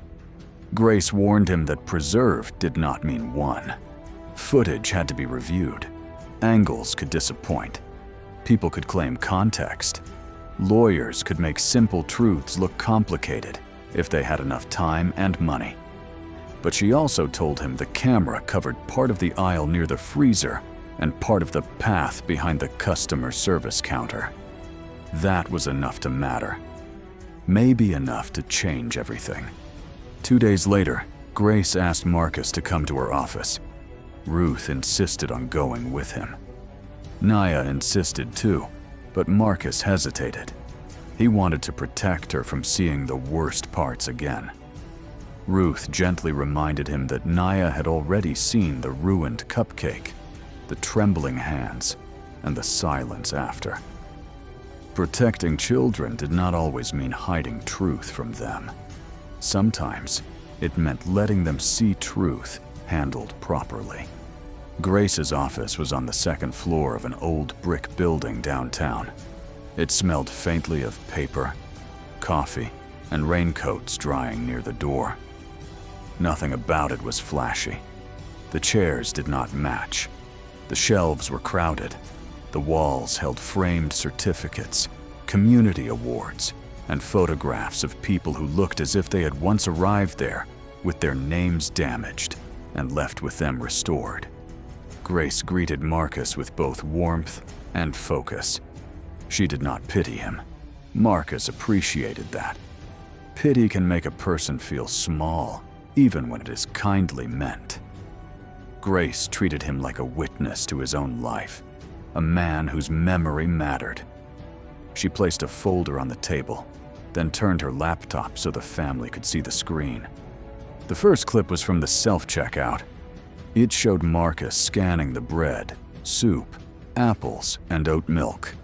It showed the young cashier assisting him when the machine paused. It showed Marcus finishing the purchase and placing the receipt into his notebook. The angle was distant, but clear enough. Grace did not speak over it. She let the truth occupy the room without decoration. Ruth's hand found Marcus's under the table. The second clip showed the bakery counter. Marcus paid separately. The cupcake was placed in its container. The receipt was printed. Marcus tucked it away. Nia watched that part with her lips pressed tight, as if she were trying not to feel too much in front of adults. The cupcake, before it was ruined, looked bright and small and innocent. Then came the freezer camera. The footage was not beautiful. It was high, slightly wide, and colder in color than the store's main cameras. But it saw what mattered. It saw Victor near the premium shelf before Marcus ever entered that aisle. It saw him handling the bag of expensive items. It saw him place the bag behind the customer service counter, out of the normal customer path. It saw Marcus pass by later without touching those items at all. Grace paused the video there. No one said anything. Then she let it continue. The camera did not show every angle of the confrontation, but it showed enough. Victor brought the bag forward after Marcus had paid. Calder stepped in. Marcus reached toward his notebook, then stopped. The crowd shifted around them. The young cashier looked over from the self-checkout station. The cupcake fell. A shopping cart wheel caught the edge of the container and crushed it as the shopper moved past, unaware or unwilling to stop. Nia made a small sound then. Marcus reached for her hand, but his eyes stayed on the screen. The final clip showed the back hallway. It was not from the freezer camera, but from another angle Grace had obtained through the preservation demand. It showed Calder alone after the incident, holding folded slips of paper. It showed him place them into his pocket instead of attaching them to the incident materials. It did not capture his thoughts. It did not need to. Some actions are plain enough when placed beside the truth they were meant to hide. Grace closed the laptop. The office felt different after that. Not triumphant. Not yet. Truth, when finally seen, does not always bring immediate joy. Sometimes it brings grief first, because it proves the pain was real, the suspicion was manufactured, and the humiliation did not have to happen. Ruth was the first to speak, but her words were less a question than a verdict. They had known it. Now the record knew it too. Marcus sat very still. For years, people had told him in different ways that records were cold things, that paperwork had no soul, that video could not understand dignity, that timestamps were technical details. But in Grace's office, watching the lie unravel frame by frame, Marcus felt again why he had once sacrificed his position over 14 minutes. The record could not love him. It could not comfort Nia. It could not undo Ruth's worry or restore the cupcake. But it could refuse to forget. And sometimes refusing to forget is where justice begins. Grace explained the next steps. They would not simply release the most shocking clip and hope public anger did the rest. That was how stories became noise. They would build the timeline first. The self-checkout receipt, the bakery purchase, the pharmacy record, the freezer camera, the back hallway footage, the missing slips, the internal note written before Marcus's explanation was complete, the cashier's statement, if she could find the courage to give one, the prior inventory discrepancies connected to Victor. Marcus listened carefully.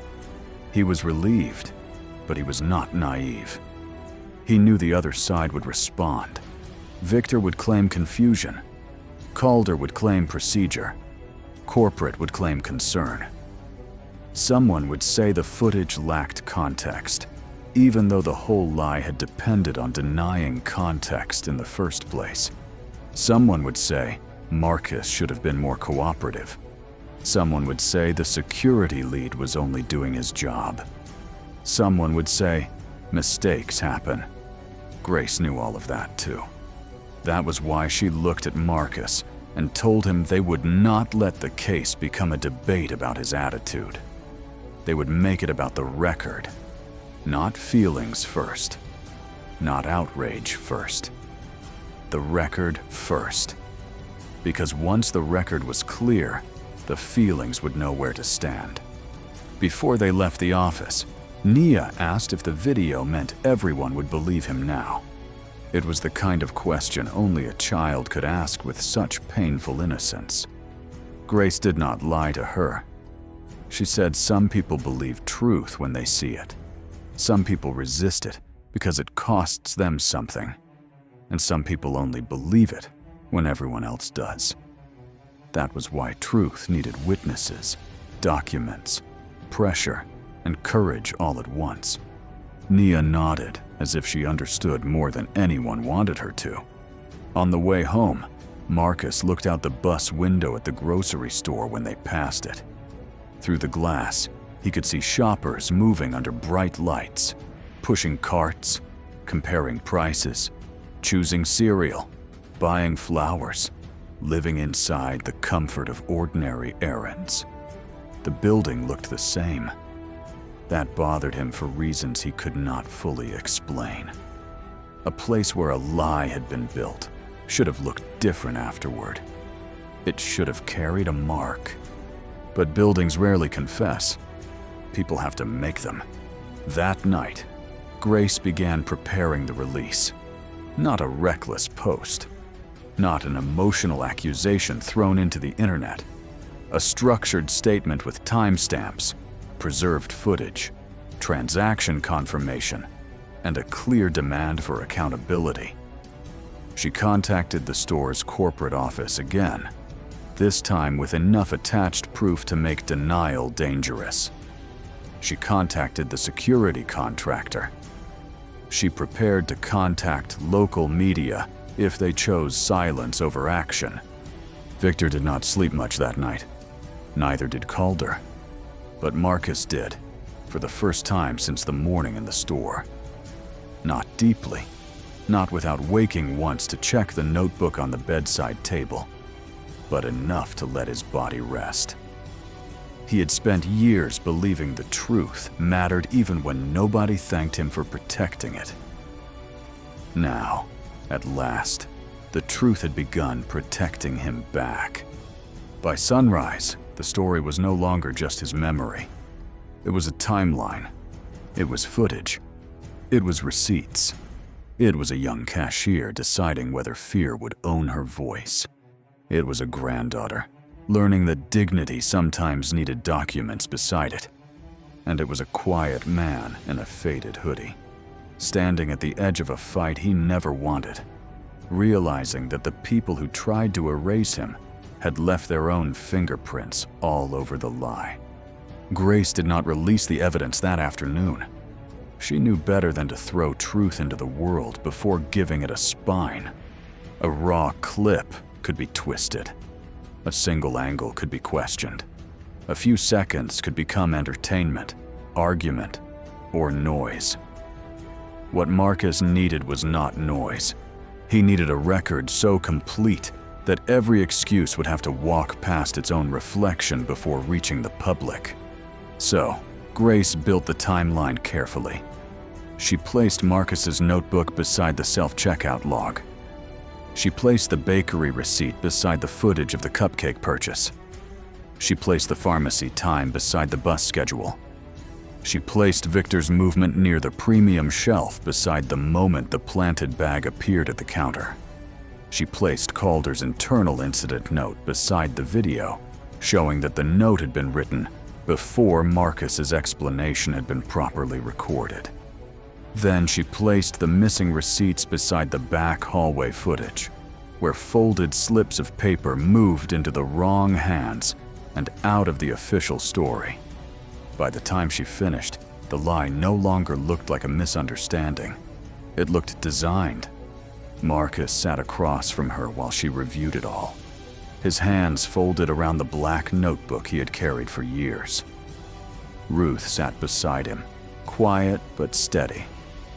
Naya sat closer than usual, not because she was afraid of the office, but because she wanted her grandfather to feel that he wasn't standing alone anymore. On the screen, the grocery store looked ordinary. Bright lights, clean floors, carts, a bakery case, people moving through their errands. And inside all that ordinary brightness, a lie had been placed like a trap. That was what made the footage so disturbing. No one had needed darkness. No one had needed an alley, a locked room, or a dramatic threat.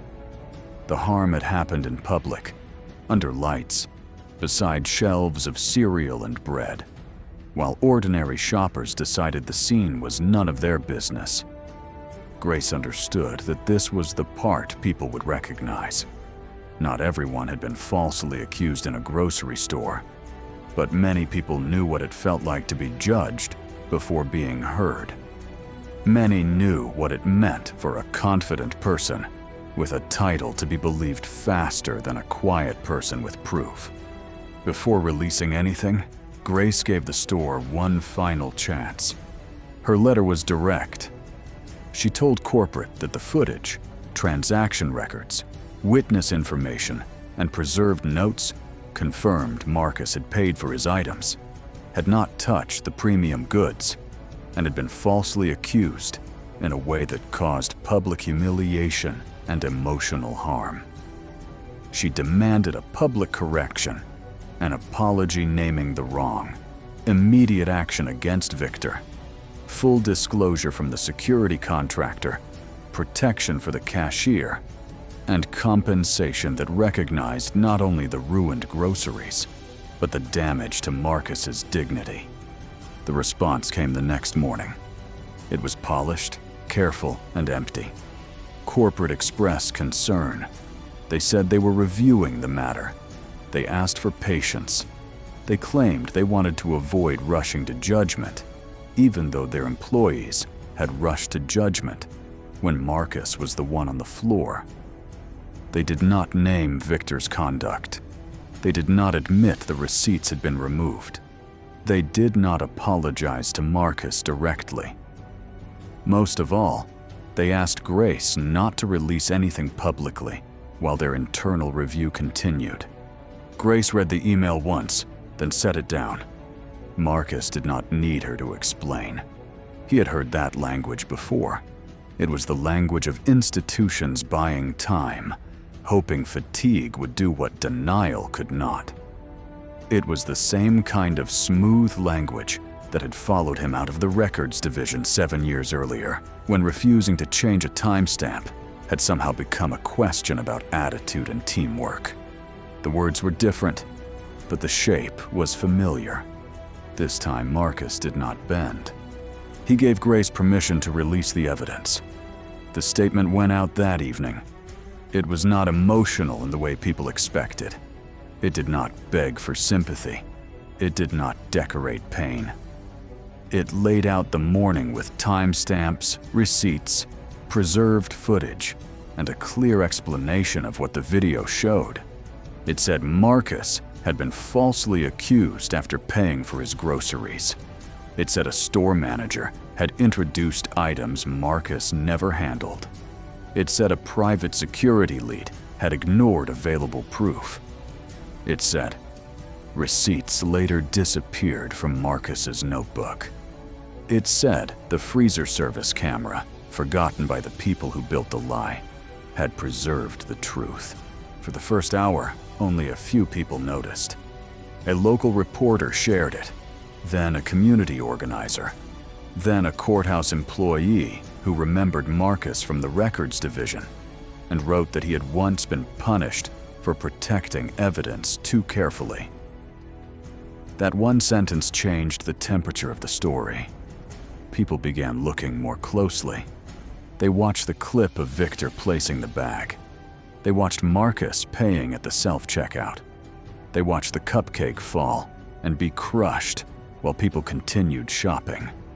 They watched the young cashier's face as she realized what was happening. And then they watched Marcus, calm, humiliated, and observant, noticing the camera no one else remembered. By midnight, the store's silence had become louder than any statement it could have issued. The next morning, news vans arrived outside the grocery store. Corporate closed the entrance for an hour and called it a security concern. Employees were told not to speak to reporters. Victor did not come to work. Calder's contractor announced that he had been placed on leave pending review. The store manager released a short message about taking the allegations seriously, but by then, the public had seen enough polished language to recognize fear wearing a suit. The cashier came forward that afternoon. Her name was Lena Ortiz. She was 19, still new enough to believe that doing a job well might protect her, and old enough to realize that workplaces often protect power before truth. She contacted Grace first because she was terrified of losing her job. Grace took her statement privately and made sure she understood what could happen.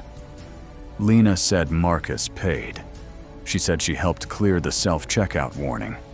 She said she saw him place the receipt into his notebook. She said Victor had been unusually focused on Marcus before the accusation. She said she wanted to speak earlier, but fear had locked her throat. Marcus did not condemn her for that fear. He knew how fear worked when the person above you controlled your schedule, your hours, and your ability to pay rent. He also knew that courage delayed was not the same as courage denied. Lena had come forward before the lie could fully settle. That mattered. Her statement pushed the story further. Other employees began to talk. One remembered Victor moving premium items near the stockroom on previous shifts.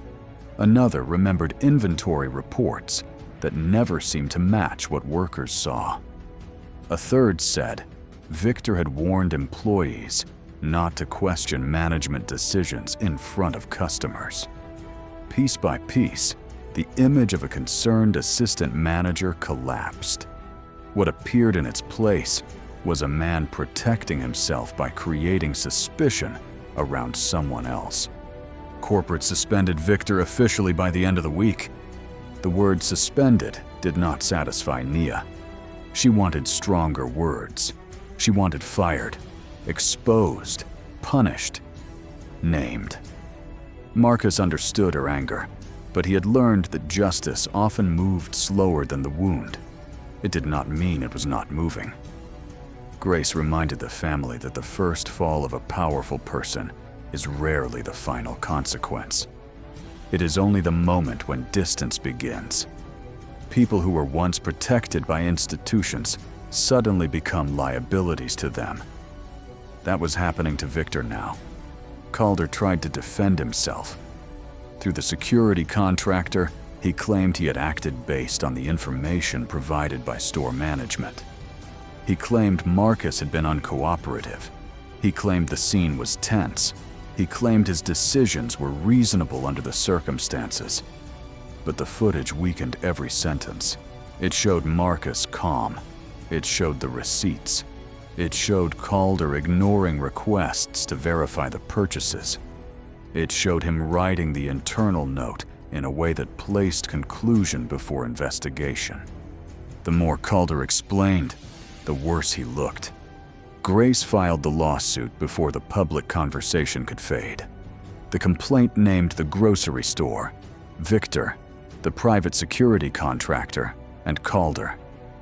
It described false accusation, negligent supervision, intentional emotional harm, mishandling of proof, and a pattern of conduct that allowed a low-status customer to be treated as guilty because it was convenient. But the most powerful part of the complaint wasn't legal language. It was the story of a man who had spent years protecting records from manipulation, only to be nearly destroyed by people who assumed no one would check the record. That part traveled. Church leaders repeated it. Local teachers discussed it with older students. Workers at the courthouse whispered about it in elevators. People who had once ignored Marcus while he mopped their hallway began remembering that he had been more than a maintenance worker. Some remembered him from the records division. Some remembered his quiet refusal to alter a time entry years earlier. A few remembered how quickly he had disappeared from that department afterward. Then came the envelope. It arrived at Grace's office with no return address. Inside were copies of old courthouse documents, performance reviews from before Marcus's refusal, all positive. Notes from after his refusal, suddenly critical. Internal emails discussing his lack of flexibility, a memo suggesting reassignment, and a copy of the disputed time entry request that had cost him his position without ever being called punishment. Grace studied the papers for a long time. They did not directly say the courthouse had retaliated. Documents created by careful people rarely confess so openly. But the pattern was there. Before Marcus refused to alter the record, he was reliable, precise, trusted, and professional. After he refused, he became difficult, resistant, and not a good fit. The words had been chosen to hide the truth, but the dates placed them under a light they could not escape. When Marcus saw the documents, he did not smile. Vindication is not always joyful. Sometimes, it feels like standing in front of an old wound and realizing it was exactly as deep as you remembered. For 7 years, Marcus had carried the weight of being quietly demoted, while others called it complicated. Now the paper said what his heart had known. He had not lost his place because he failed the work. He had lost it because he respected the work more than the people above him did. Nia read the documents at the kitchen table. This time, she cried openly. Not because of the grocery store, but because she understood that her grandfather's suffering had a history. The ruined cupcake had been painful. The false accusation had been cruel. But the old records showed something larger. Marcus had been paying for honesty long before she was old enough to understand the cost. The lawsuit changed after that.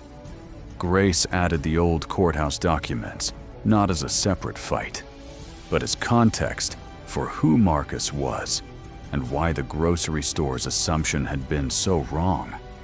He was not a man inventing a story after being embarrassed. He was a man with a documented history of protecting truth, even when truth punished him. The very quality Victor and Calder had mistaken for weakness was the thing that made Marcus dangerous to their lie. Discovery began. That was when the defendants lost control. Emails showed Victor had been warned about inventory discrepancies before Marcus entered the store. Schedule notes showed he had been alone near the premium goods before the accusation. Transaction records confirmed Marcus paid. Internal messages showed corporate employees worrying less about Marcus's innocence and more about exposure. Calder's incident note had inconsistencies that grew sharper when placed beside video timestamps. The more documents Grace collected, the more the defense shifted from denial to minimization. They began calling it a mistake. Grace called it a sequence. A mistake is one wrong turn. A sequence is a path. Victor moving the goods, watching Marcus, producing the bag, ignoring the request for camera review, allowing the public accusation, and participating in the removal of receipts was not a single misunderstanding. Calder accepting Victor's version, dismissing Marcus's receipts, documenting guilt before verification, and keeping proof out of the record was not one bad moment. The harm was built step by step, and every step had a person standing on it. Victor broke first. In deposition, he tried to sound offended. He said he was protecting the store. He said inventory pressure had made everyone alert. He said Marcus had seemed suspicious because he moved slowly, kept looking around, and carried a notebook. Grace let him say all of it. Then she placed the video stills in front of him one by one. Victor near the premium shelf. Victor carrying the bag. Victor placing it behind the counter. Victor watching Marcus. Victor producing the bag after Marcus had paid. Victor looking toward the freezer aisle when Marcus asked for cameras. By the end, Victor's confidence had drained out of him. He admitted that he had handled the bag before the accusation. Then he admitted he had not seen Marcus touch those items. Then he admitted he had been under pressure over missing inventory. Each admission came smaller than the last, as if the truth had to be dragged out through his teeth. But it came. Calder lasted longer. He was the kind of man who had built his self-image around certainty, and certainty can become a locked room. He insisted he had acted reasonably. He insisted Marcus's calmness had seemed calculated. He insisted the situation required control. Grace asked him whether control mattered more than accuracy. He avoided the question. She asked whether he had checked the receipts before writing the incident note. He did not answer directly. She asked whether a person in plain clothes was easier for him to doubt than a manager in a vest. That question stayed in the room long after his lawyer objected. The case did not reach a full public trial. That disappointed some people, but Grace told Marcus that justice was not measured only by courtroom drama. After the depositions, after the documents, after the public pressure, and after the security contractor realized Calder had become impossible to defend cleanly, the defendants asked for mediation. Marcus did not want a quiet settlement that buried the truth. Grace made that clear before the first meeting began. No agreement would exist without public correction. That became the line. The final resolution came with money, but money was not the heart of it. The store issued a public statement acknowledging that Marcus had paid for his purchases, had been wrongly accused, and had been treated in a way that violated basic standards of dignity and fairness. Victor was terminated. The company referred his conduct related to inventory manipulation for further review. Calder was dismissed by the security contractor and later lost his license to work in private security after the review board found he had mishandled the incident and failed to preserve customer proof. The store agreed to retrain employees, revise accusation procedures, protect workers who came forward, and require immediate preservation of footage when a customer disputed an accusation.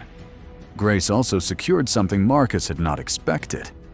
A correction letter was sent to the courthouse leadership, accompanied by the old documents and the public record of the grocery case. It did not force the county to rewrite history completely, but it forced them to acknowledge that Marcus's prior work and records had been professional, careful, and respected before the disputed reassignment. It also led to a small public recognition from a county oversight committee, praising the importance of evidence integrity and naming Marcus as someone who had upheld that principle. It was not everything, but it was not nothing. The ceremony was small. Marcus almost did not attend. He did not trust ceremonies easily. Too many institutions used plaques to cover the cracks they refused to repair. But Ruth told him that Nia needed to see the room say his name correctly. So he went. He wore his best jacket, the one Ruth had brushed twice that morning. Nia stood beside him with her shoulders straight. Grace stood in the back, watching like a person who had seen many victories and knew none of them arrived clean. When Marcus's name was spoken, he did not feel pride first. He felt the younger version of himself standing somewhere inside him, the man who had refused to change 14 minutes, and then walked out of the records division with his future quietly damaged. He wished that man could have known this moment would come. Not because it would undo the loss, but because it would prove the loss had not been meaningless. Afterward, Nia asked if he felt better. Marcus told her the truth in the gentlest way he could. He felt lighter, but not untouched. There are some things justice repairs, and some things it can only honor. The public apology did not erase the grocery store floor. The settlement did not uncrush the cupcake. Victor's termination did not give back the years Marcus had spent being treated like a man who had fallen because of his own attitude. But the lie had not won. That mattered. The record had held. A week later, Marcus returned to the grocery store. He went alone first. Ruth wanted to come. Nia wanted to come. Grace advised him not to push himself. But Marcus knew there was a difference between avoiding a wound and letting it own the map of your life. He needed to walk through those doors again under his own power. The store looked the same and different. The floors still shone. The lights still hummed. Customers still moved through the aisles with baskets and carts. But near the customer service counter, Victor was gone. Near the entrance, a new sign explained customer verification procedures without naming the case. Employees glanced at Marcus with recognition, some embarrassed, some respectful. Lena saw him from the self-checkout station and froze for half a second before stepping forward. She did not offer a dramatic apology in front of everyone. She did something better. She treated him carefully, normally, respectfully. She asked if he needed help finding anything. Marcus thanked her. That was all. Sometimes restoration is not a speech. Sometimes it is the ordinary courtesy that should have been there from the beginning. He walked to the bakery case. There, behind the glass, was a row of blue cupcakes with white sugar stars. Marcus looked at them for a long time. The worker behind the counter waited without rushing him. Finally, he bought one, then another. Then a small box of 4, because this time he could afford to bring enough home for everyone. He paid, took the receipt, looked at it, and placed it into his notebook. At home, Naya laughed when she saw the box. Not because the old pain was funny, but because joy had returned to a place where humiliation had once tried to settle. Ruth made tea. Grace came by later with documents for Marcus to sign, but stayed for a cupcake because Naya insisted. They did not pretend everything was simple now. Ruth still had appointments. Bills still arrived.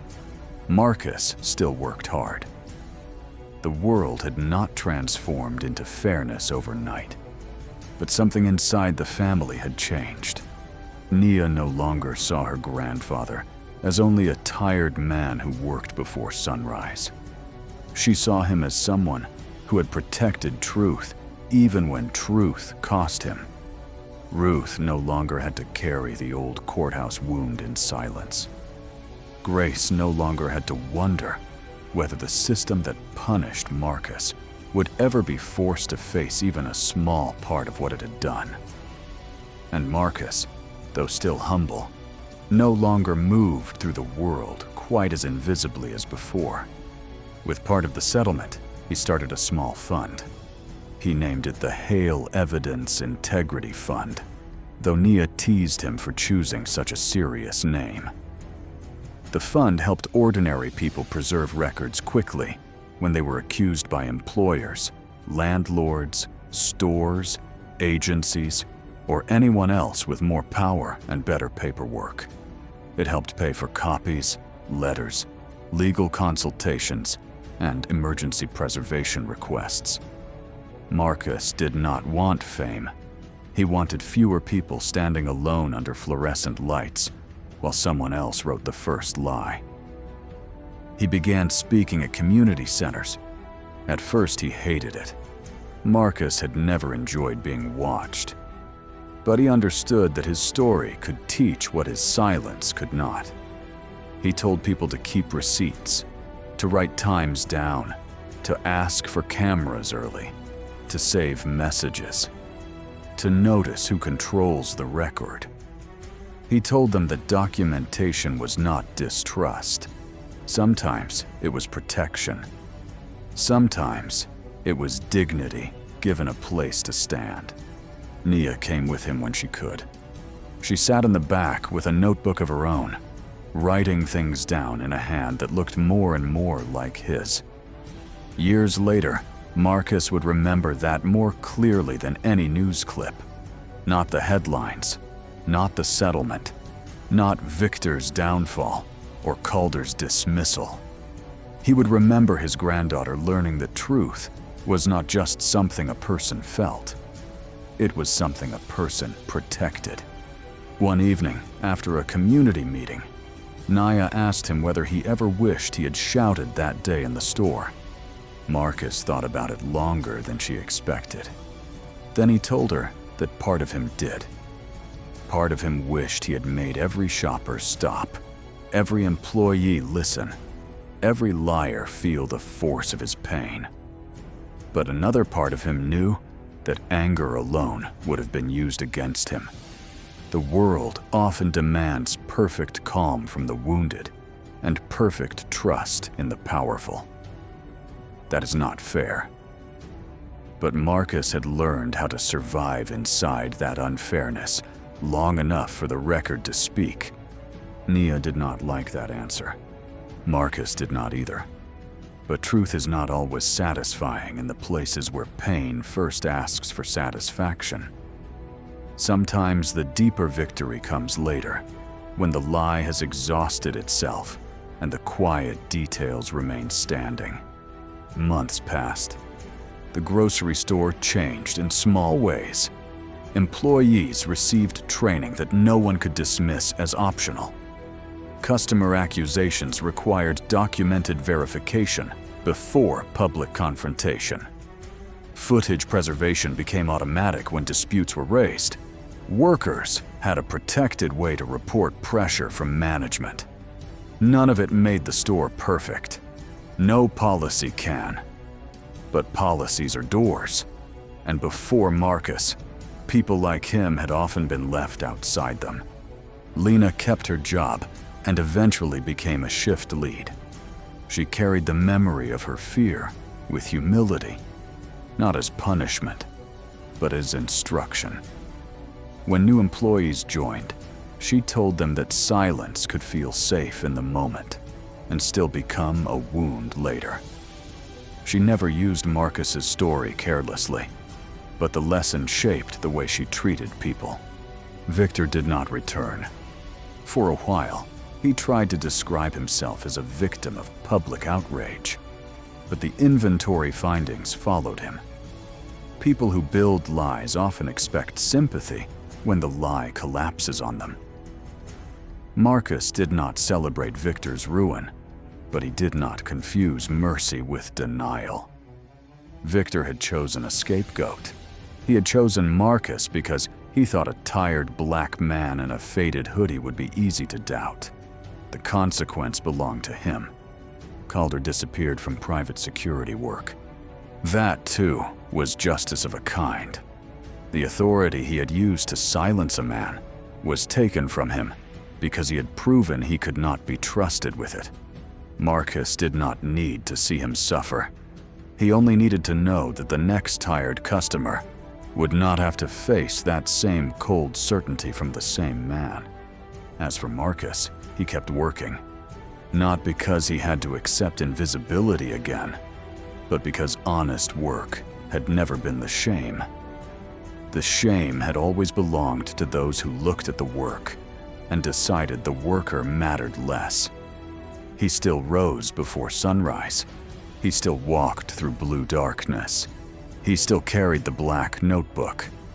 But now, when courthouse employees passed him, some greeted him by name. Some looked embarrassed. A few even thanked him. Marcus accepted the thanks without becoming dependent on it. He had learned not to build his dignity on other people finally noticing what should have been obvious. Recognition was welcome, but it was not the source. His worth had existed on the grocery store floor. It had existed when the cupcake was crushed. It had existed when the receipts were missing, when the crowd looked away, when Victor smiled, when Calder wrote, when no apology had yet arrived. That was the lesson he wanted Nia to keep. A person is not made innocent by footage. The footage only proves what was already true. A person is not made worthy by a public apology. The apology only admits what should never have been denied.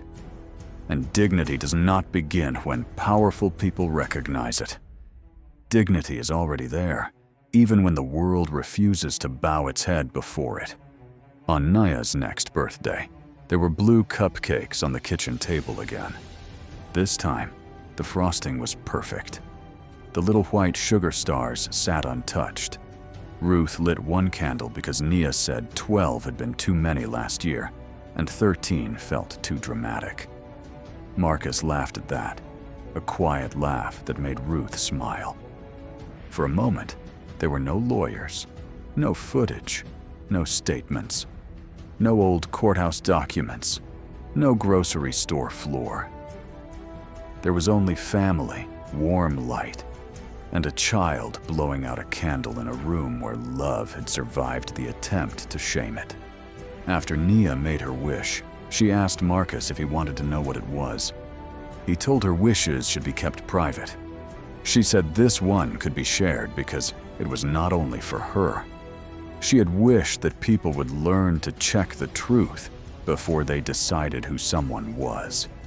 Marcus looked at Ruth then, and Ruth looked back at him with tears in her eyes, because that was the kind of wish no child should have to make, and every adult should have already honored. Years later, people would still ask Marcus about the freezer camera. They wanted to know how he noticed it. They wanted to know whether he felt lucky. Marcus always answered carefully. Luck had played a role, maybe. But what saved him wasn't luck alone. It was a lifetime of paying attention. It was a notebook in a pocket. It was a wife who refused silence. It was a granddaughter who believed him before the world did. It was a lawyer who moved before evidence could disappear. It was a cashier who found her courage. And it was one small red light blinking above a freezer case, while everyone else assumed the truth had no witness. The world is full of people like Marcus. People who clean buildings before sunrise. People who count coins at pharmacy counters. People who keep receipts because they know how quickly suspicion can find them. People who are treated as background until someone needs a scapegoat. People who have learned to stay calm, not because they feel no anger, but because they know their anger will be used as evidence against them. And the world is also full of people standing nearby with carts and baskets, deciding whether to look away. That is where justice often begins or dies. Not only in courts, not only in statements, not only in viral clips.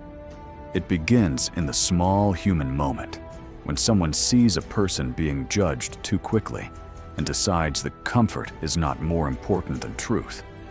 It begins when a cashier speaks, when a shopper records, when a worker preserves a file, when a family writes down the time, when someone refuses to let the first version of a story become the only version. Marcus Hale did not set out to become a symbol. He set out to buy groceries, medicine, and one blue cupcake for a child he loved. But the people who tried to humiliate him forgot something that powerful people often forget. Quiet people are not empty. Tired people are not careless. Poor people are not proof of guilt. And a man who has spent his life protecting records knows exactly where truth likes to hide. So if you remember anything from Marcus's story, remember this. Never decide what a person is before you know what happened to them. Never mistake someone's silence for weakness. Never assume dignity disappears just because a crowd refuses to see it. And when the lie is loud, rushed, and confident, look for the small thing still blinking in the corner. Because sometimes justice does not arrive with thunder. Sometimes it arrives as a receipt, a notebook, a witness who finally speaks, and a forgotten camera that refuses to look away. At Halston's charity gala, 15-year-old Noah Bennett was accused of stealing the library's most valuable book. They dragged him forward. Everyone watched in silence. You were trusted here.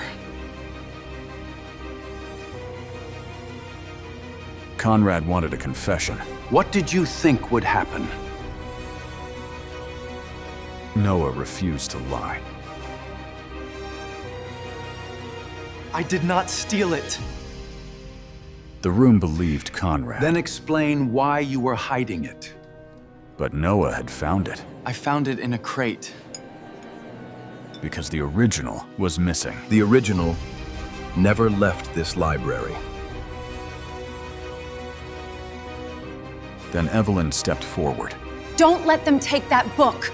She knew the truth. The displayed book was fake. The book under glass is a forgery. Conrad finally looked afraid. Be careful what you accuse me of. He did not steal history. He found what you buried. To understand why, go back 6 weeks. 6 weeks earlier, the Halston Heritage Library had not yet become the center of a scandal. It was still only an old public building on the east side of the city, standing between a bus station and a row of stores that changed owners every few years. Its limestone walls were stained by decades of rain. Its copper roof had darkened almost black. In winter, the pipes groaned beneath the floorboards, and in summer, the upper reading room carried the warm scent of dust, cedar shelves, old paper, and leather bindings that had survived longer than most of the people who once touched them. To wealthy people driving past in black cars, the library looked tired. It occupied valuable land near the river, close to luxury apartments, boutique hotels, and polished glass towers that had begun changing Halston beyond recognition. To developers, it was a property with potential. To city officials, it was a budget problem. To men like Conrad Vale, it was an opportunity waiting to be renamed. But to the people who used it every day, the library was something else entirely. Children came after school because it was quiet, safe, and warm. Older men came because they had nowhere else to sit after retirement. Mothers came to use the computers for job applications. Teenagers came to study, read, hide from arguments at home, or simply spend a few hours in a place where no one expected them to explain why life had become difficult. The library did not ask for proof of income. It did not care where a person slept. It did not demand that anyone explain their past before opening its doors. That was why Evelyn Hart had stayed there for so long. At 57, Evelyn had become the kind of woman people overlooked until they needed something only she could find. She was not loud. She did not dress to be noticed. Her gray-brown hair was always pinned neatly behind her head, and she wore thin cotton gloves whenever she handled old paper. Her clothes were simple, practical, and slightly old-fashioned. She moved through the archive rooms with careful, measured steps, as though every shelf held a memory that deserved respect. Officially, Evelyn was the library's senior archival assistant. It was a title that made her sound like someone who spent her days dusting books and filing records. In truth, she knew more about Halston's history than most of the men who gave speeches about it. She could identify a forged signature by the pressure of the ink. She could tell the age of a document by the fibers in its paper. She knew which streets had vanished beneath new construction, which neighborhoods had been renamed by investors, and which public promises had disappeared the moment money changed hands. Evelyn had built her life around those small traces, because 20 years earlier, she had learned what happened when powerful people believed they could erase them. Before coming to the library, Evelyn had been a forensic auditor for the city of Halston. She had worked in the municipal finance office, reviewing redevelopment budgets, public grants, housing contracts, and infrastructure programs. She had been good at her work. Too good, perhaps, for people who preferred financial reports to remain unread. At the time, Halston had been changing quickly. Old neighborhoods near the river were being cleared for redevelopment. Public housing projects were being repaired, relocated, or quietly abandoned.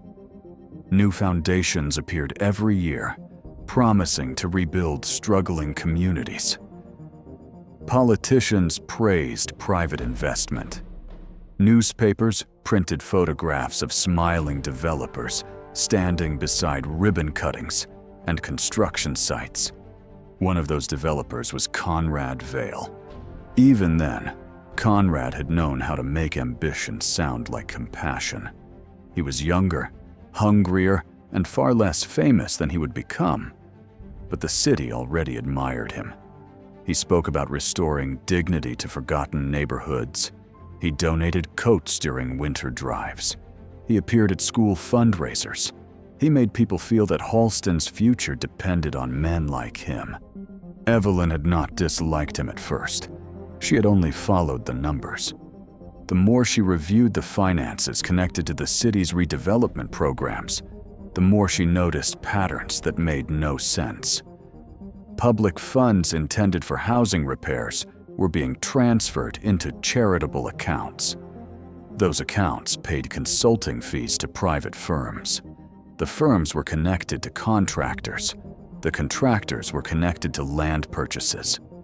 The land purchases eventually led back to companies linked to Conrad Vale and his earliest business partners. Nothing had been stolen in one obvious act. That was what made the scheme so difficult to see. The money moved in fragments. It passed through foundations with hopeful names. It was hidden inside consulting contracts, administrative costs, redevelopment fees, and emergency transfers. Each transaction looked harmless by itself. But when Evelyn placed them beside one another, a pattern appeared. Public money was being used to help private interests control public land. Evelyn needed proof before she could report it. She needed someone who understood the city's old records, someone who knew where the original deeds and transfer documents had been stored. That person was Arthur Bennett. Arthur had been a municipal records clerk, quiet, patient, and almost invisible to the people who worked above him. He had no powerful friends. He had no political ambition. He was the kind of man who remembered the exact shelf where a file had been placed 15 years earlier, even after 3 office moves and 2 changes in the archive system. Arthur had recognized the same irregularities Evelyn had found. Several land transfer records had been altered. Dates had been changed. Property classifications had shifted after signatures were supposedly completed. Documents had appeared in folders where they did not belong. Some records carried seals that had not existed at the dates printed on them. Together, Evelyn and Arthur had come close to exposing the truth. Then the documents began disappearing.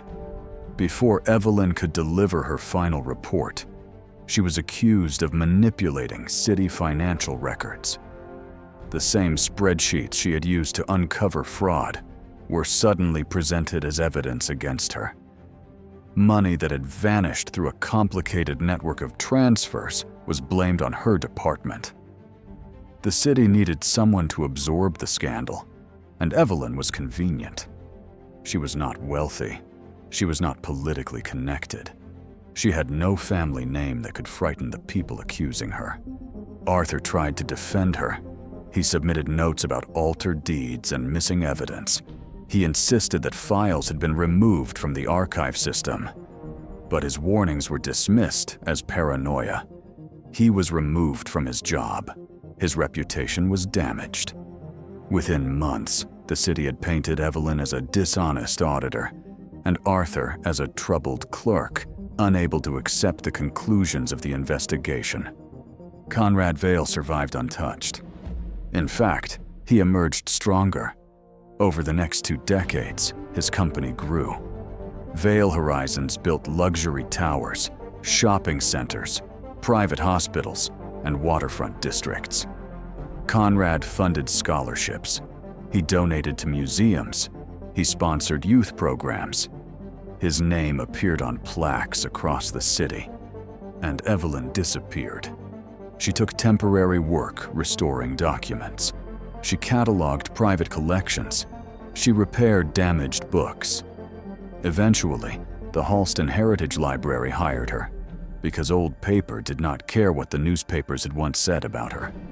The library was one of the few places where she could work without hearing whispers whenever she entered a room. For 20 years, Evelyn had not tried to fight her past. She had survived it. Then Conrad Vale announced that he wanted to save the library. The proposal arrived with headlines, television interviews, and photographs of Conrad standing beneath the library's stone archway, while promising a new future for Halston's children.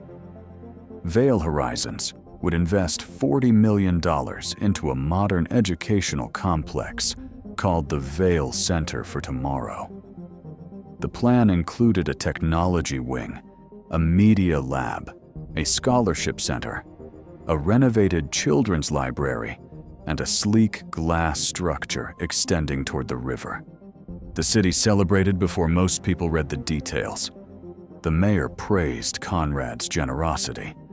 The library board called it a miracle.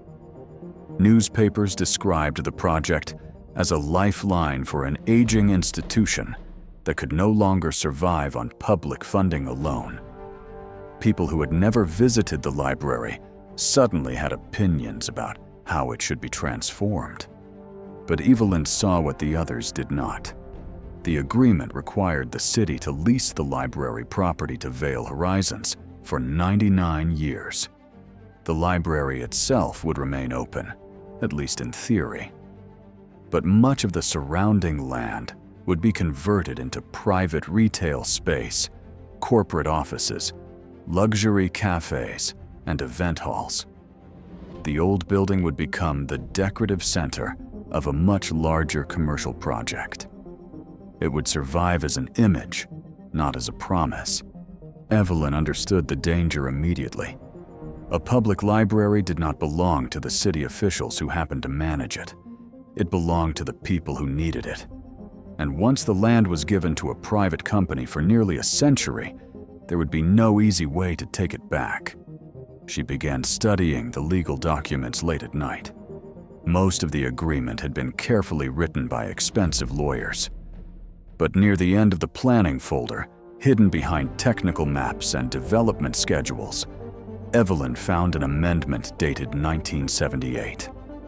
It claimed that the original terms of the library's founding agreement had been changed decades earlier, allowing the city to transfer the property for private development under certain conditions. At first glance, the document looked convincing. The language was formal. The seal appeared official. The pages were yellowed enough to suggest age. The signatures looked authentic. It was exactly the sort of paper most people accepted without question, because it looked old and complicated. But Evelyn had spent too long studying the small places where lies failed.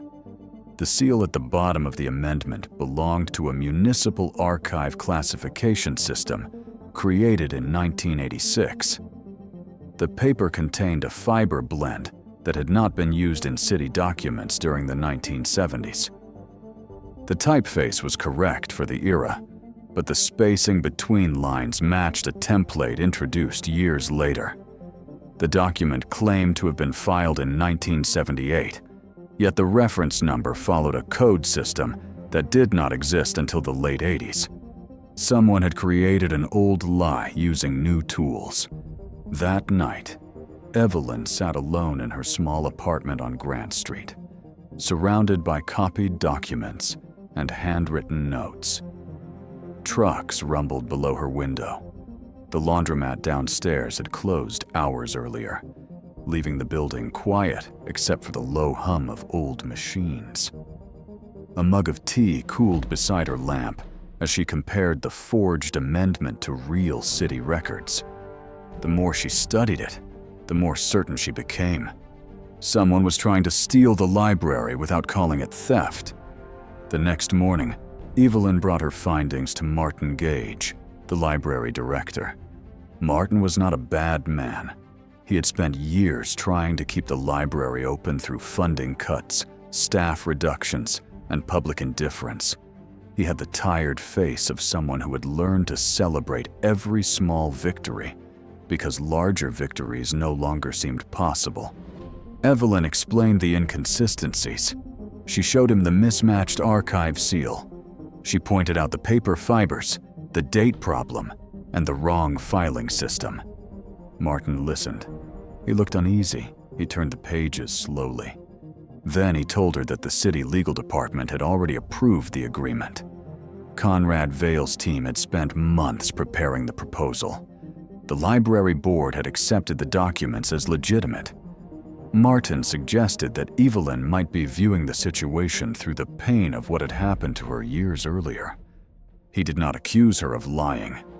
That would have been easier.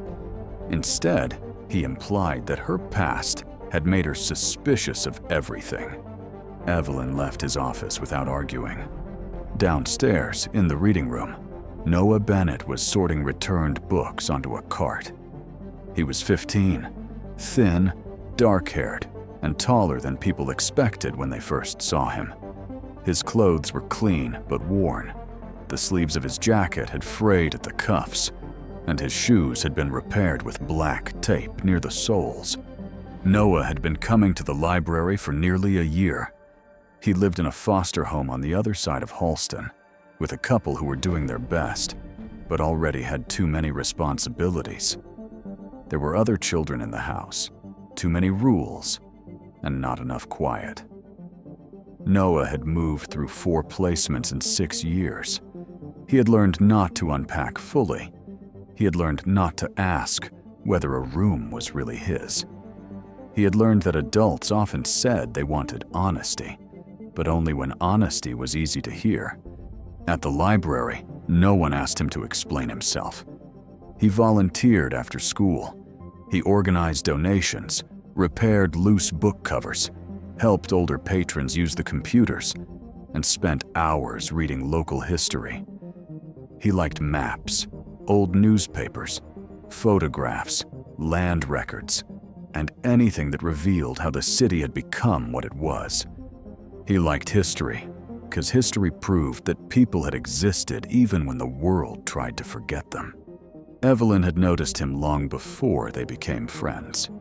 At first, Noah had been another quiet boy sitting alone near the window. But then he began asking questions that surprised her. He wanted to know why old books sometimes had handwritten notes in the margins. He wanted to know why city maps showed streets that no longer existed. He wanted to know who decided what was worth preserving. One afternoon, Noah brought Evelyn a small brass key. It was heavy for its size, with a worn oval head and a symbol engraved near the shaft. The symbol looked like a lantern inside a circle. Noah explained that the key had belonged to his grandfather, Arthur Bennett.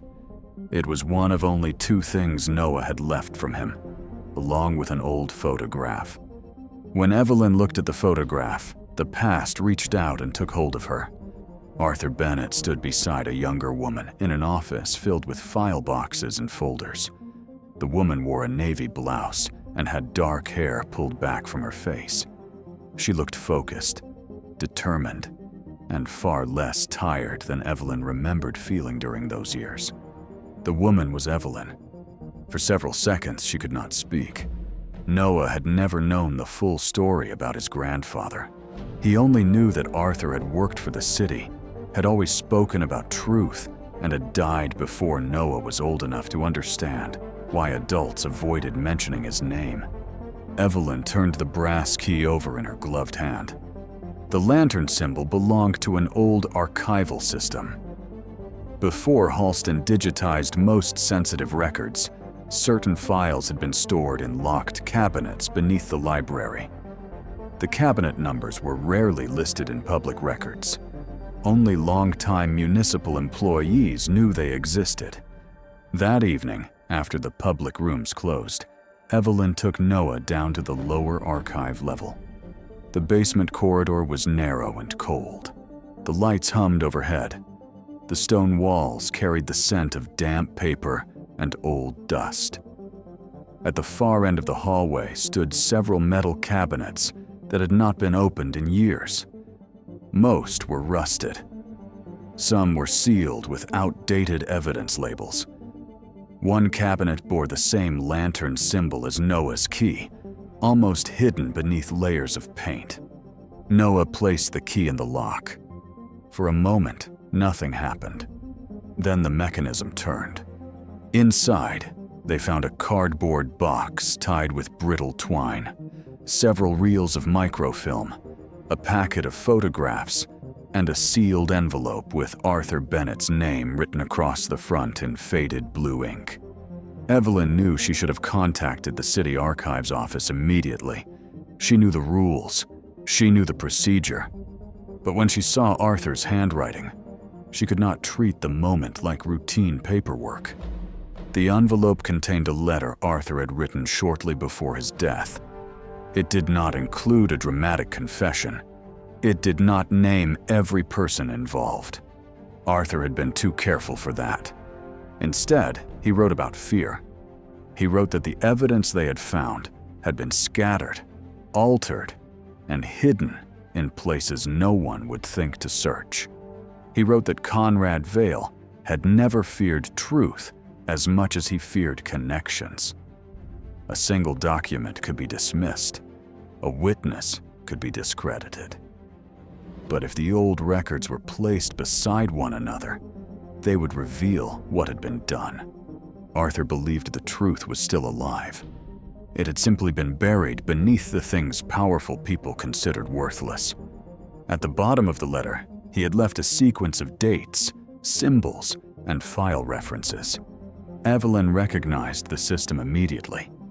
They were cross-references to municipal filings, redevelopment ledgers, library trust records, and financial documents connected to a charitable foundation that no longer officially existed. The name on the foundation was Vale Community Futures. It was one of Conrad Vale's first philanthropic organizations. Over the following days, Evelyn and Noah worked quietly.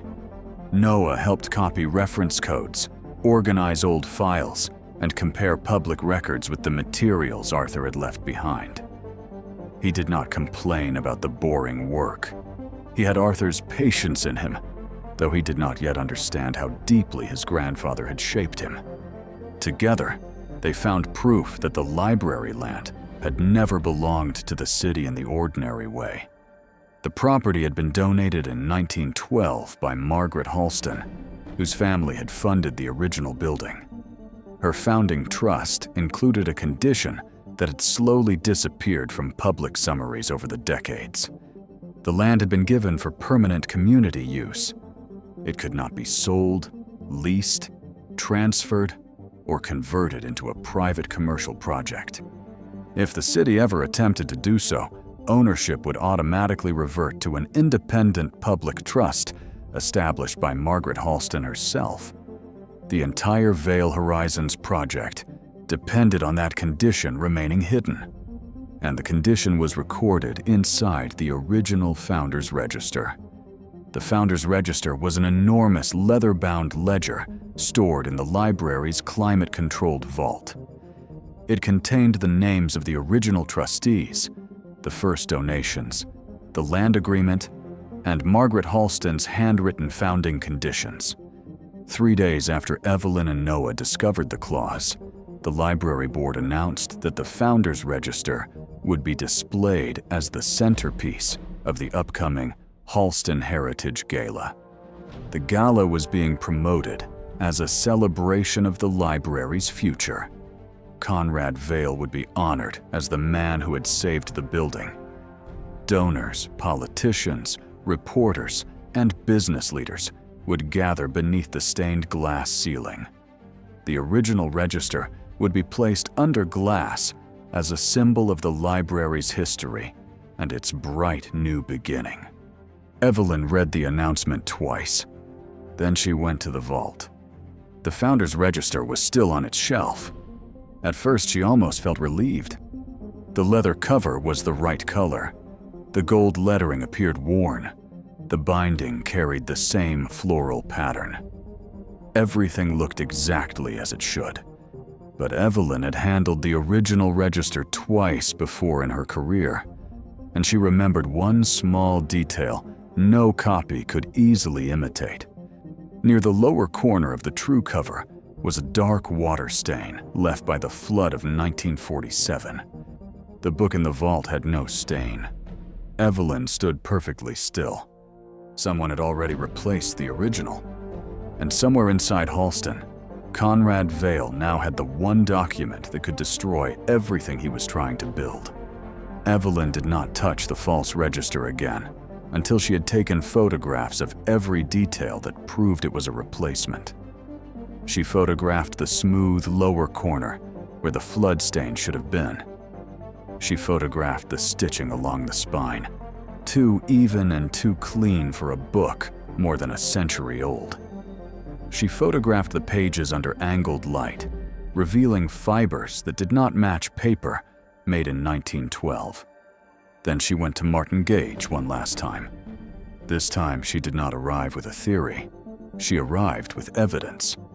Martin listened behind the closed door of his office, while Evelyn laid the photographs across his desk. Outside, the library remained busy. Children moved through the reading room. A printer hummed near the public computers. Someone laughed softly near the circulation counter. The ordinary sounds made the conversation feel even more unreal. Evelyn explained that the founder's register in the vault was not genuine. She explained that the true book contained the original land condition, preventing the library property from being leased for private development. She showed him the forged amendment from 1978 and the archive details that proved it had been created years later. Martin did not deny that the evidence looked troubling, but he was afraid of what the truth would cost. The gala was only days away. Conrad Vale's foundation had already paid for the event. City officials had confirmed their attendance. Newspapers had promised coverage. The library board had built its entire future around the announcement of the Vale Center for tomorrow. If Evelyn was right, the project would not merely be delayed, it could collapse completely. Martin told her that accusing Conrad Vale without official proof would be reckless. He warned that the board would see her actions as sabotage. He said that the city could not survive another public scandal involving the library. Evelyn understood what he was really saying. He believed the library needed Conrad more than it needed the truth. That afternoon, she was placed on administrative suspension. The letter was written in polite language. It claimed that she had accessed restricted material without authorization and caused unnecessary disruption during an important institutional transition. She was instructed not to enter the archive rooms until further notice. For the second time in her life, Evelyn watched a powerful system turn procedure into punishment. The first time, she had been younger. She had still believed that someone would eventually step in and ask what had truly happened. This time, she knew better. She did not argue. She gathered her gloves, her notebook, and the few personal items she kept in her archive drawer. Then she walked through the library without saying goodbye to anyone. Most of the staff avoided looking at her. A few looked sorry. None of them stopped her. That was the part Evelyn would remember most clearly. Not the suspension letter, not Martin's fear, not even the knowledge that Conrad Vale had found a way to rewrite history inside the very building meant to preserve it. What she remembered was how easy it had been for people to remain silent when silence protected them. Noah learned about Evelyn's suspension the following day. He had arrived after school carrying a stack of returned books, unaware that he was no longer supposed to be there. The circulation desk employee told him quietly that his volunteer access had been paused. She would not explain why. At first, Noah thought it was because of Evelyn. Then the security supervisor approached him with a rare 19th century atlas in his hands. The atlas had been found beneath the table where Noah usually studied. It was one of the most valuable items in the special collection. Its pages were delicate, its maps hand-colored, and its cover embossed with the seal of the old Halston Survey Office. It should never have been left in the public reading room. Yet there it was, beneath Noah's chair, as though someone had placed it there specifically to be discovered. Noah said he had never touched it. The supervisor did not accuse him directly. He did something more damaging. He made it clear that the library could no longer trust him around valuable materials. Noah stood in the lobby holding the volunteer badge he had worn for almost a year. Around him, people continued walking past the front desk. Some glanced at him. Most did not. He knew what they saw. A foster kid with worn shoes. A quiet boy without parents beside him. Someone easy to blame because people already believed he probably had a reason to take what did not belong to him. By the end of the day, Noah had been barred from volunteering. He did not tell Evelyn immediately. He waited until evening, then went to her apartment on Grant Street, carrying the suspension letter from the library and the brass key that had belonged to Arthur Bennett. Rain had soaked the shoulders of his jacket. His hair clung to his forehead. He tried to act as though the letter did not matter, but Evelyn saw the way he held it. The library had been one of the only places where Noah had felt wanted without being examined. It had been a place where he could sit beside other people without worrying about whether they knew his history. A place where he could be useful. A place where his questions were welcomed. Now it had become another door closing in his face. Evelyn wanted to tell him that none of this was his fault, but she knew those words would not be enough. Instead, she showed him the evidence she had copied before leaving the archive. The photographs of the fake register, the forged 1978 amendment, Arthur's letter, the notes about the hidden land condition. She told him that the people responsible wanted both of them out of the way because they were getting too close. Noah listened without interrupting. Then he asked the question Evelyn had been trying not to ask herself. If Conrad Vale had taken the real register, where had he put it? The answer came the following morning. Noah had gone behind the library to throw away a bag of old newspapers for his foster mother. Near the recycling bins, he noticed several boxes from Vale Community Futures stacked beside the loading dock. Most were empty packaging from gala decorations, but one crumpled sheet of paper had blown loose from the top of a bin. It was a delivery manifest. The document listed several crates scheduled to arrive before the Halston Heritage Gala. One crate was marked as historical display material. Another carried a more private label, archival handling, restricted access. At the bottom of the page was a reference code. Noah did not recognize it. But when he brought the manifest to Evelyn, she went pale. The code matched one of the references Arthur Bennett had written beneath his letter. It was not a random number. It was an old city archive designation used for sensitive materials moved without public cataloging. The true Founders Register had not been destroyed. It was being transported, and Conrad Vale was planning to bring it into the library on the night of the gala. At first, Evelyn wanted Noah to stay away. She had already seen what Conrad's people were willing to do. They had planted the Atlas. They had turned the library staff against him. They had made him look suspicious before he had done anything wrong. But Noah had spent too much of his life being told to sit quietly while adults made choices that changed everything around him. He did not want to be reckless. He did not want revenge. He only wanted to stop someone from erasing the truth the way Arthur Bennett's truth had been erased. Evelyn understood that feeling better than anyone, so they made a plan. Evelyn would attend the gala even though she had not been invited. She would remain near the public entrance, where the press and city officials would be gathered. Noah would not confront Conrad. He would only look for the delivery crate and confirm whether the original register was inside. If he found it, he would not touch it. He would send Evelyn a message. The plan sounded simple, but nothing involving Conrad Vale had ever been simple. On the night of the gala, the Halston Heritage Library no longer looked like itself. The children's tables had been removed. The public computers were covered in black cloth. White flowers stood in silver vases beneath the marble staircase. A long carpet stretched through the main reading room, where students usually sat with notebooks and tired parents usually searched for work online. The library had become a ballroom.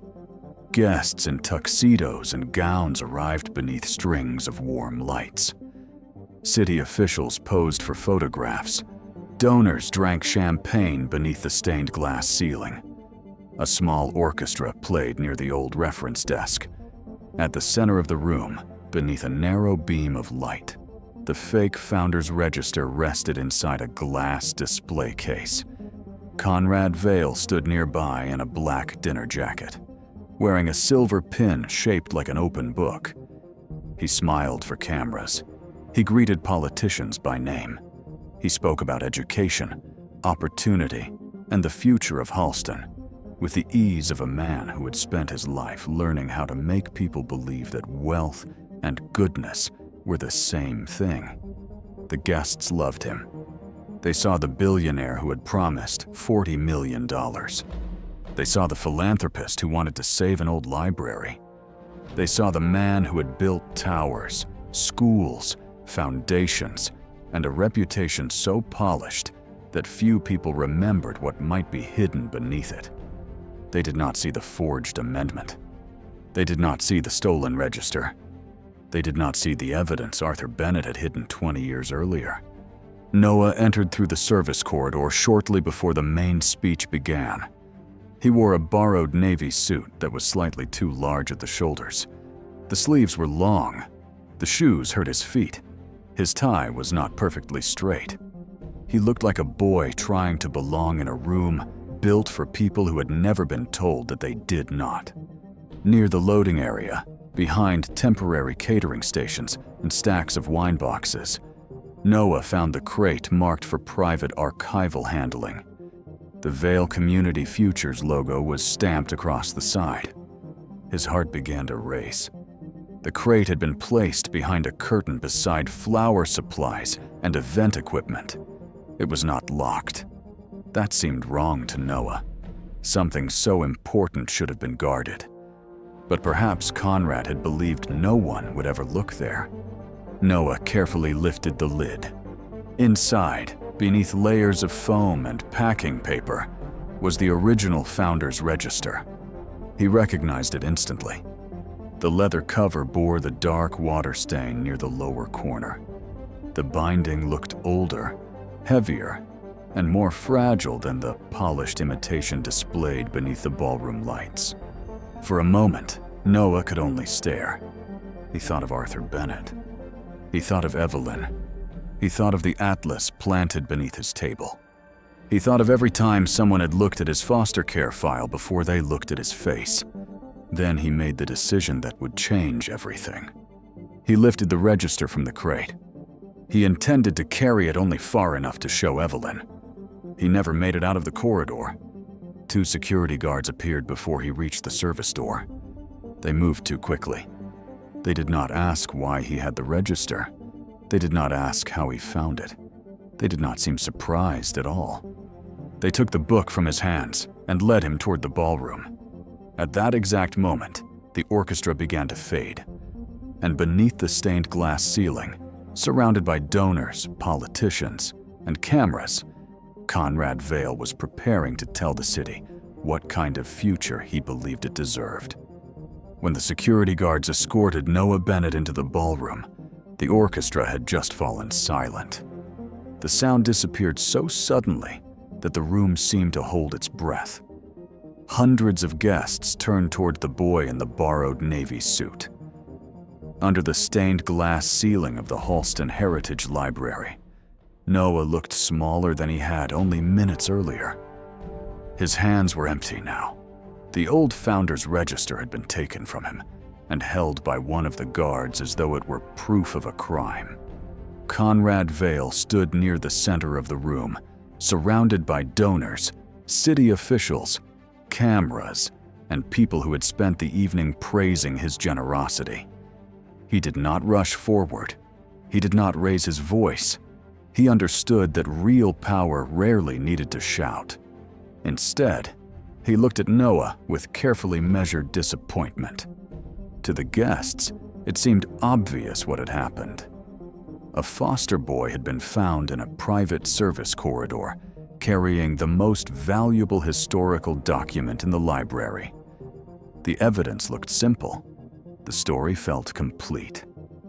And because Noah was young, poor, unknown, and already viewed with suspicion by people who had never bothered to know him, most of the room had decided he was guilty before anyone asked a single question.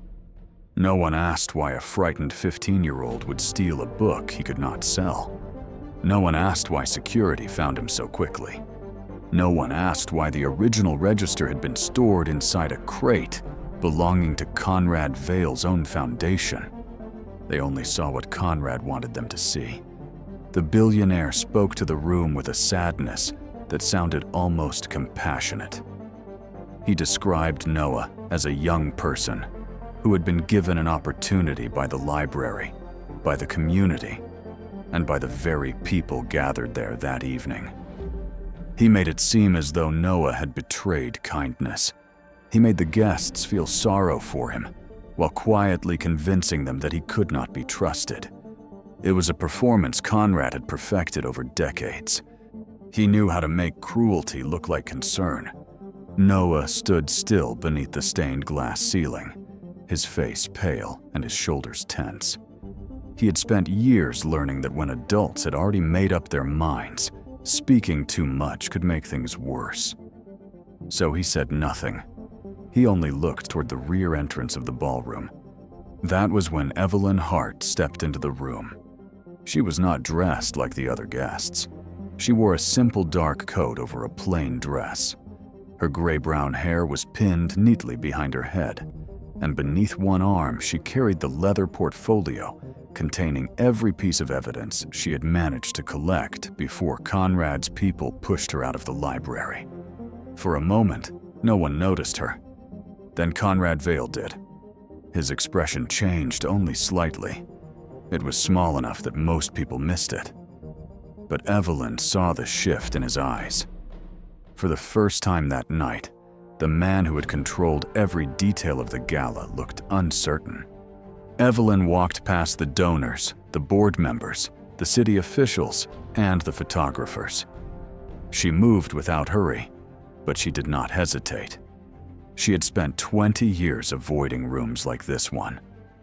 20 years allowing people to remember her as the woman who had supposedly betrayed the city. 20 years carrying the knowledge that the truth had been buried because no one important wanted to hear it. But this was no longer only about her. It was about Noah. It was about Arthur Bennett. It was about a library that had been built for people who had nowhere else to go. Evelyn stopped beside Noah and looked directly at the Founder's Register in the guard's hands. Then she looked toward the glass display case in the center of the ballroom. Inside the case, beneath a narrow beam of warm light, rested another version of the Founder's Register. The guests did not understand what they were seeing. Two old leather books could look nearly identical from a distance, but Evelyn did not need to touch them to know which one was real. The register beneath the glass was the forgery. The book Noah had found was the original. Evelyn told the room that Noah had not stolen anything. The real Founder's Register had been removed from the library vault and replaced with a false copy. Noah had found the original book hidden inside a crate, marked for private archival handling, a crate delivered by Vale Community Futures. A ripple moved through the crowd. Conrad responded calmly. He suggested that Evelyn was making another accusation without proof. He reminded the guests, in careful and indirect language, that she had once been involved in a financial scandal with the city. He wanted the room to remember her as a disgraced former auditor, not as the woman standing before them with evidence. It was the same weapon he had used 20 years earlier. But Evelyn had not come unprepared. She opened her portfolio and placed several photographs on a nearby table. The first showed the original register's old water stain, the dark mark near the lower corner of the leather cover caused by the Halston flood of 1947. The second showed the book currently displayed beneath the glass, smooth and spotless in the exact place where the stain should have been.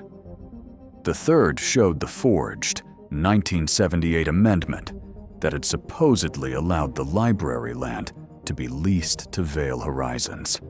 Then Evelyn began explaining the details. The register in the display case had been made with modern leather. Its gold edges had been chemically aged. Its thread stitching was too regular, too clean, and too new.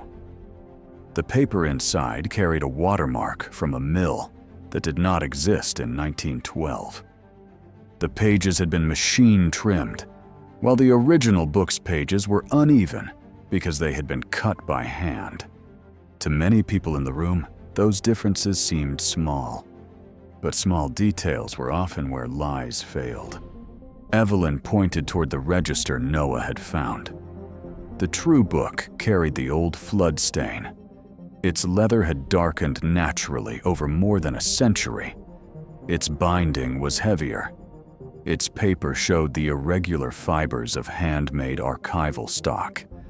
Every mark on it told the story of time. The forgery only told the story of someone trying to erase that time. A woman near the front stepped forward. Her name was Dr. Maya Collins, a historical preservation professor from Halston University.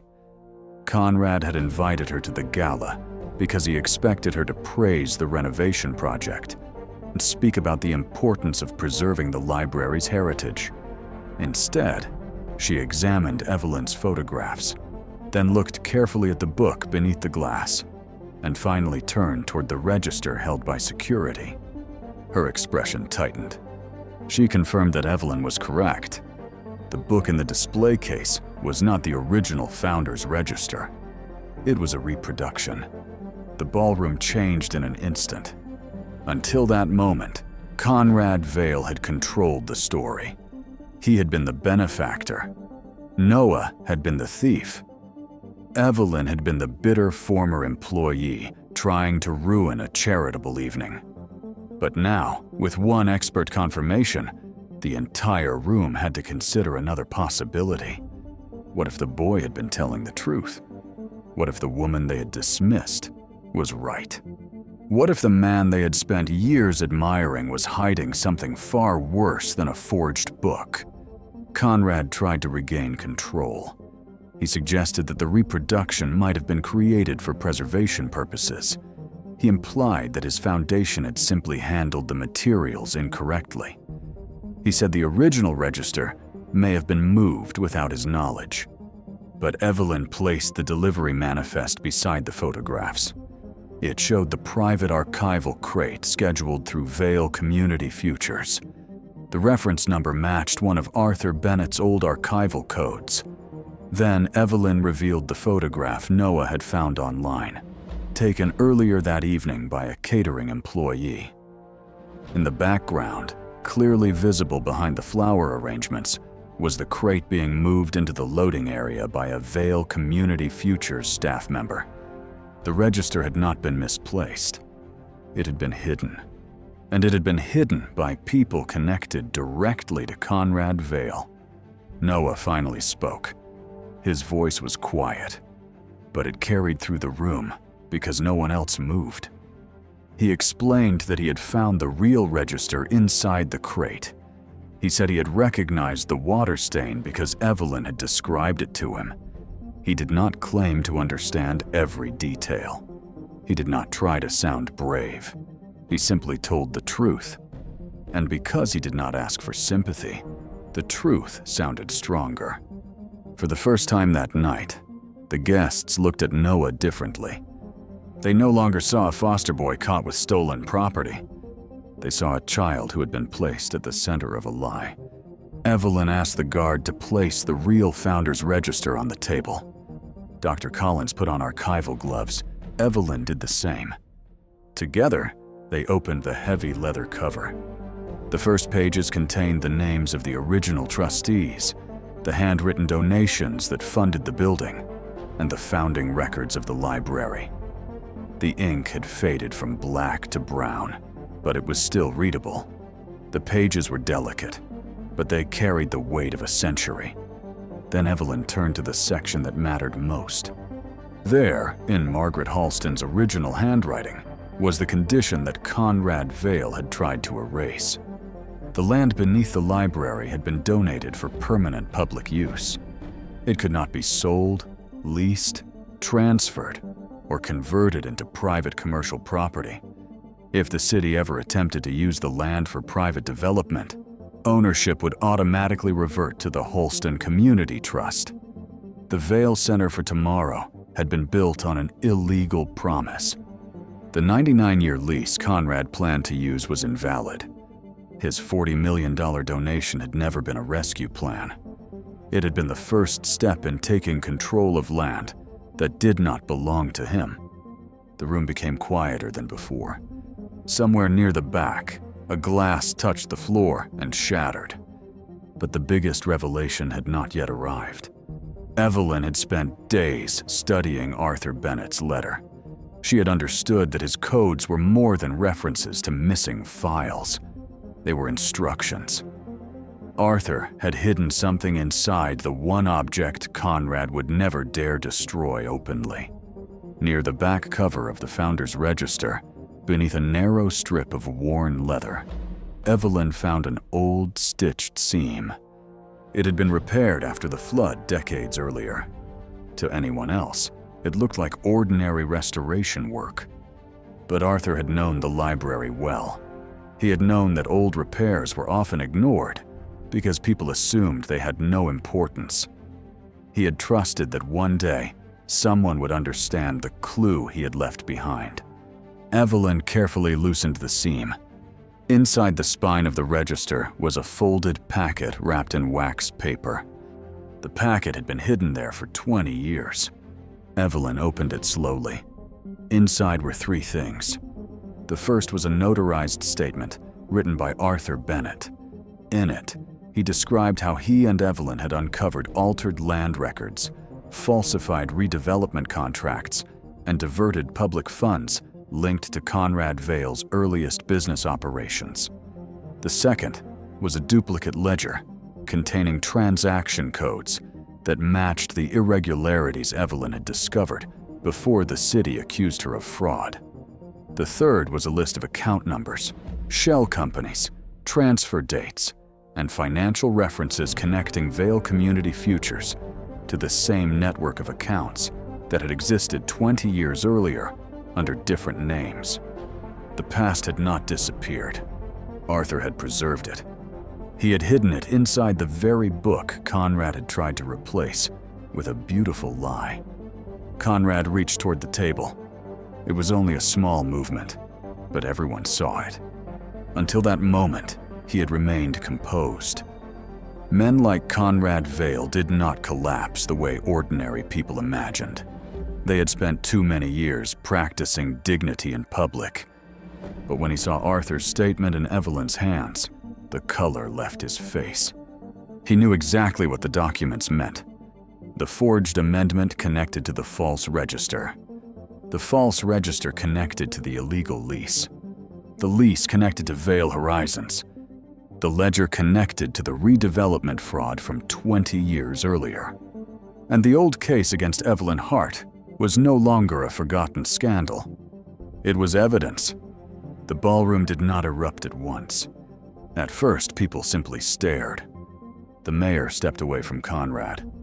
The library board chair lowered her glass. Reporters began moving closer, their phones raised. their cameras recording. Dr. Collins continued examining the documents. Her silence carried more weight than any dramatic announcement. Then someone from the city attorney's office stepped forward and requested that the Founders Register, Arthur's statement, the ledger, and all related transfer documents be secured immediately. The gala was suspended. The auction never began. Conrad tried to speak privately with the board members, but privacy had disappeared from the room. The donors who had praised him all evening were suddenly eager to distance themselves. The officials who supported the lease began insisting that they had trusted the legal review process. The people who had benefited from Conrad's power discovered that they had never really known him. That was not entirely true. Some of them had known enough. They had simply decided that knowing was less important than staying close to him. Noah was released from security custody before the police even arrived. The guards apologized in the stiff, uncomfortable way people apologized when they realized they had treated a child like a criminal, because it was easier than questioning a wealthy man. Noah did not say much. His hands were still shaking. Evelyn stood beside him. For a long moment, neither of them spoke. Then, Noah looked at the old photograph Evelyn had brought in her portfolio. Arthur Bennett stood beside the younger version of Evelyn, both of them surrounded by file boxes and records that no one had wanted to believe. For the first time, Noah understood that his grandfather had not died as a forgotten man. Arthur had spent his final years protecting the truth for people he would never live long enough to meet. And Evelyn understood something too. Arthur had trusted the future more than he had trusted the present. He had hidden the evidence because he believed that someday, someone would be brave enough to find it. The first headlines appeared before midnight. By morning, Halston was no longer talking about Conrad Vale's donation. It was talking about forged documents, hidden ledgers, a stolen historical register, and a foster boy who had been accused of theft while holding the evidence that could expose one of the city's most powerful men. The investigation did not end in a single night. Real justice rarely does. For weeks, state auditors examined records connected to Vale Horizons, Vale Community Futures, and several companies that had been created and dissolved over the past 2 decades. Investigators reopened the case against Evelyn Hart. Former city employees were interviewed. Some had been too afraid to speak years earlier. Some had seen files disappear. Some had been pressured to revise dates, remove pages, or approve financial transfers they did not understand. One former accountant described being told that certain payments should never be questioned because Conrad Vale had influential friends. Another employee from Vale Community Futures provided internal emails showing that the original Founders Register had been moved without library authorization. A retired clerk confirmed that Arthur Bennett had warned the city about altered deeds long before he was dismissed. The deeper investigators looked, the more they found. Conrad Vale had not built his entire empire through fraud. That was what made the truth even more disturbing. His businesses had been large enough, successful enough, and respectable enough on the surface to hide the parts that were not. He had used real projects, real donations, and real public goodwill as cover for a pattern of manipulation that had begun long before most people at the gala knew his name. The library lease was canceled. The city was forced to acknowledge that the land could not be transferred for private benefit. The Halston Community Trust took legal control of the property under Margaret Halston's original founding condition. The old building would remain public. Conrad's commercial development plan was abandoned. His foundation board removed him from leadership. Major donors withdrew support. Politicians who had once praised him began claiming they had been deceived. His company lost contracts. His reputation, built carefully over decades, began to collapse under the weight of documents he had assumed no one would ever find. Months later, Conrad Vale was charged with document forgery, financial fraud, obstruction of a public investigation, conspiracy to manipulate municipal records, and the false accusation of a minor. He was not destroyed because someone shouted louder than he did. He was destroyed because the records he had ignored finally spoke louder than his reputation. That was the poetic justice of it. Conrad had spent his life believing that buildings were valuable only when they could be turned into profit.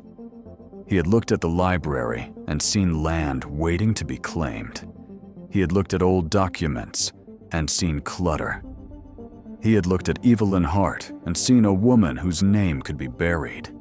He had looked at Noah Bennett and seen a boy nobody would defend. But in the end, the old library became the place where his lies were exposed. The papers he considered useless became the evidence that ended his control. The woman he thought he had ruined became the person who restored the truth. And the boy he called a thief became the reason the truth survived long enough to be found. Evelyn's exoneration came quietly. There was no parade, no grand television special, no famous speaker standing beneath the stained glass ceiling. Instead, the city attorney's office released a formal statement confirming that the case against her had been built on manipulated evidence and incomplete records. Her name was cleared. Her professional license was restored. The city issued an apology that was far too brief for 20 years of damage. But it was more than Evelyn had once believed she would ever receive. Martin Gage visited her several weeks later. He looked older than he had before the gala. He admitted that he had failed her. He had wanted to protect the library, but in doing so, he had protected the people trying to take it away. He had confused caution with integrity. Evelyn did not forgive him easily. She did not need to. Forgiveness was not pretending that nothing had happened. She made him understand that institutions were not saved by avoiding conflict. They were saved by refusing to abandon the people who tried to protect them. Martin stepped down as library director at the end of the year. The Halston Community Trust asked Evelyn to return as director of public archives and historical preservation. At first, she hesitated. The title felt too large. The office felt too close to the life she had once lost. But Noah reminded her that the library had never needed someone who looked important. It needed someone who understood what was worth protecting. So Evelyn accepted.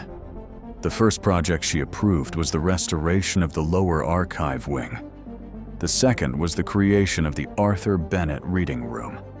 It was not a grand hall with marble plaques and expensive furniture. It was a warm, bright room on the first floor where children could read, study, use computers, ask for help with schoolwork, and learn how to search public records. A framed photograph of Arthur Bennett hung near the entrance beside a small brass plaque describing him as a city records clerk who had protected the truth when few others would. Noah attended the opening ceremony in a suit that actually fit. He did not become a millionaire. He did not suddenly inherit a mansion or receive some impossible reward that solved every problem in his life. His foster care situation did not magically become easy. There were still forms, meetings, uncertainty, and memories that could not disappear because one wealthy man had finally been exposed. But Noah was no longer alone. The library hired him as a paid youth archive assistant. He learned how to preserve paper, repair damaged bindings, search municipal databases, and trace the history of buildings that other people passed without noticing. He began taking evening classes through a local college program. For the first time, he had adults who did not see him as a file number or a problem waiting to happen. He had a place where his curiosity was not treated like trouble. He had a future that did not depend on someone else deciding whether he deserved one. Nearly a year after the gala, Noah returned to the lower archive room where Arthur's letter had been found. Evelyn was there, sorting a box of newly cataloged documents. The old brass key rested in Noah's palm. For a long time, he looked at it without speaking. Then he placed it inside a small display case beside Arthur's photograph. The key had once represented a locked past. It had been the only thing Noah carried from a grandfather he barely remembered. But now it meant something different. It was no longer a reminder of what had been hidden. It was proof that some doors stayed closed only until the right person found the courage to open them. The Halston Heritage Library remained standing. The roof was repaired, but not with Conrad's money. Community groups raised funds. Former students returned to donate. Local businesses contributed without demanding that their names be carved into stone. The city restored public support after learning, through humiliation, that libraries were not private charities for the wealthy to rescue. They were public promises. And every day, people continued coming through the library's doors. Children came to read. Parents came to fill out job applications. Older patrons came to sit by the windows. Teenagers came to study or hide from the rain. Most of them never knew every detail of the scandal that had saved the building. They did not need to. The lights were on. The shelves were full. The doors remained open to anyone. That was enough. But Evelyn never forgot the lesson hidden inside Arthur Bennett's letter. Truth does not disappear because it is weak. Sometimes it disappears because powerful people train everyone else to look away. They make doubt feel embarrassing. They make questions feel dangerous. They make ordinary people believe that wealth, confidence, and public applause are the same thing as goodness. But they are not. And in the end, it took a quiet archivist, a foster boy everyone was ready to blame, and a book full of forgotten pages to remind an entire city that dignity does not belong only to those who can afford to defend themselves. Sometimes the people treated as invisible are the only ones still paying attention. Sometimes the things everyone calls old are the only witnesses that never lie. And sometimes justice begins the moment one person decides that silence has lasted long enough. If you believe that truth deserves to be protected, even when powerful people try to bury it, share this story and tell us what you would have done if you had been in that room.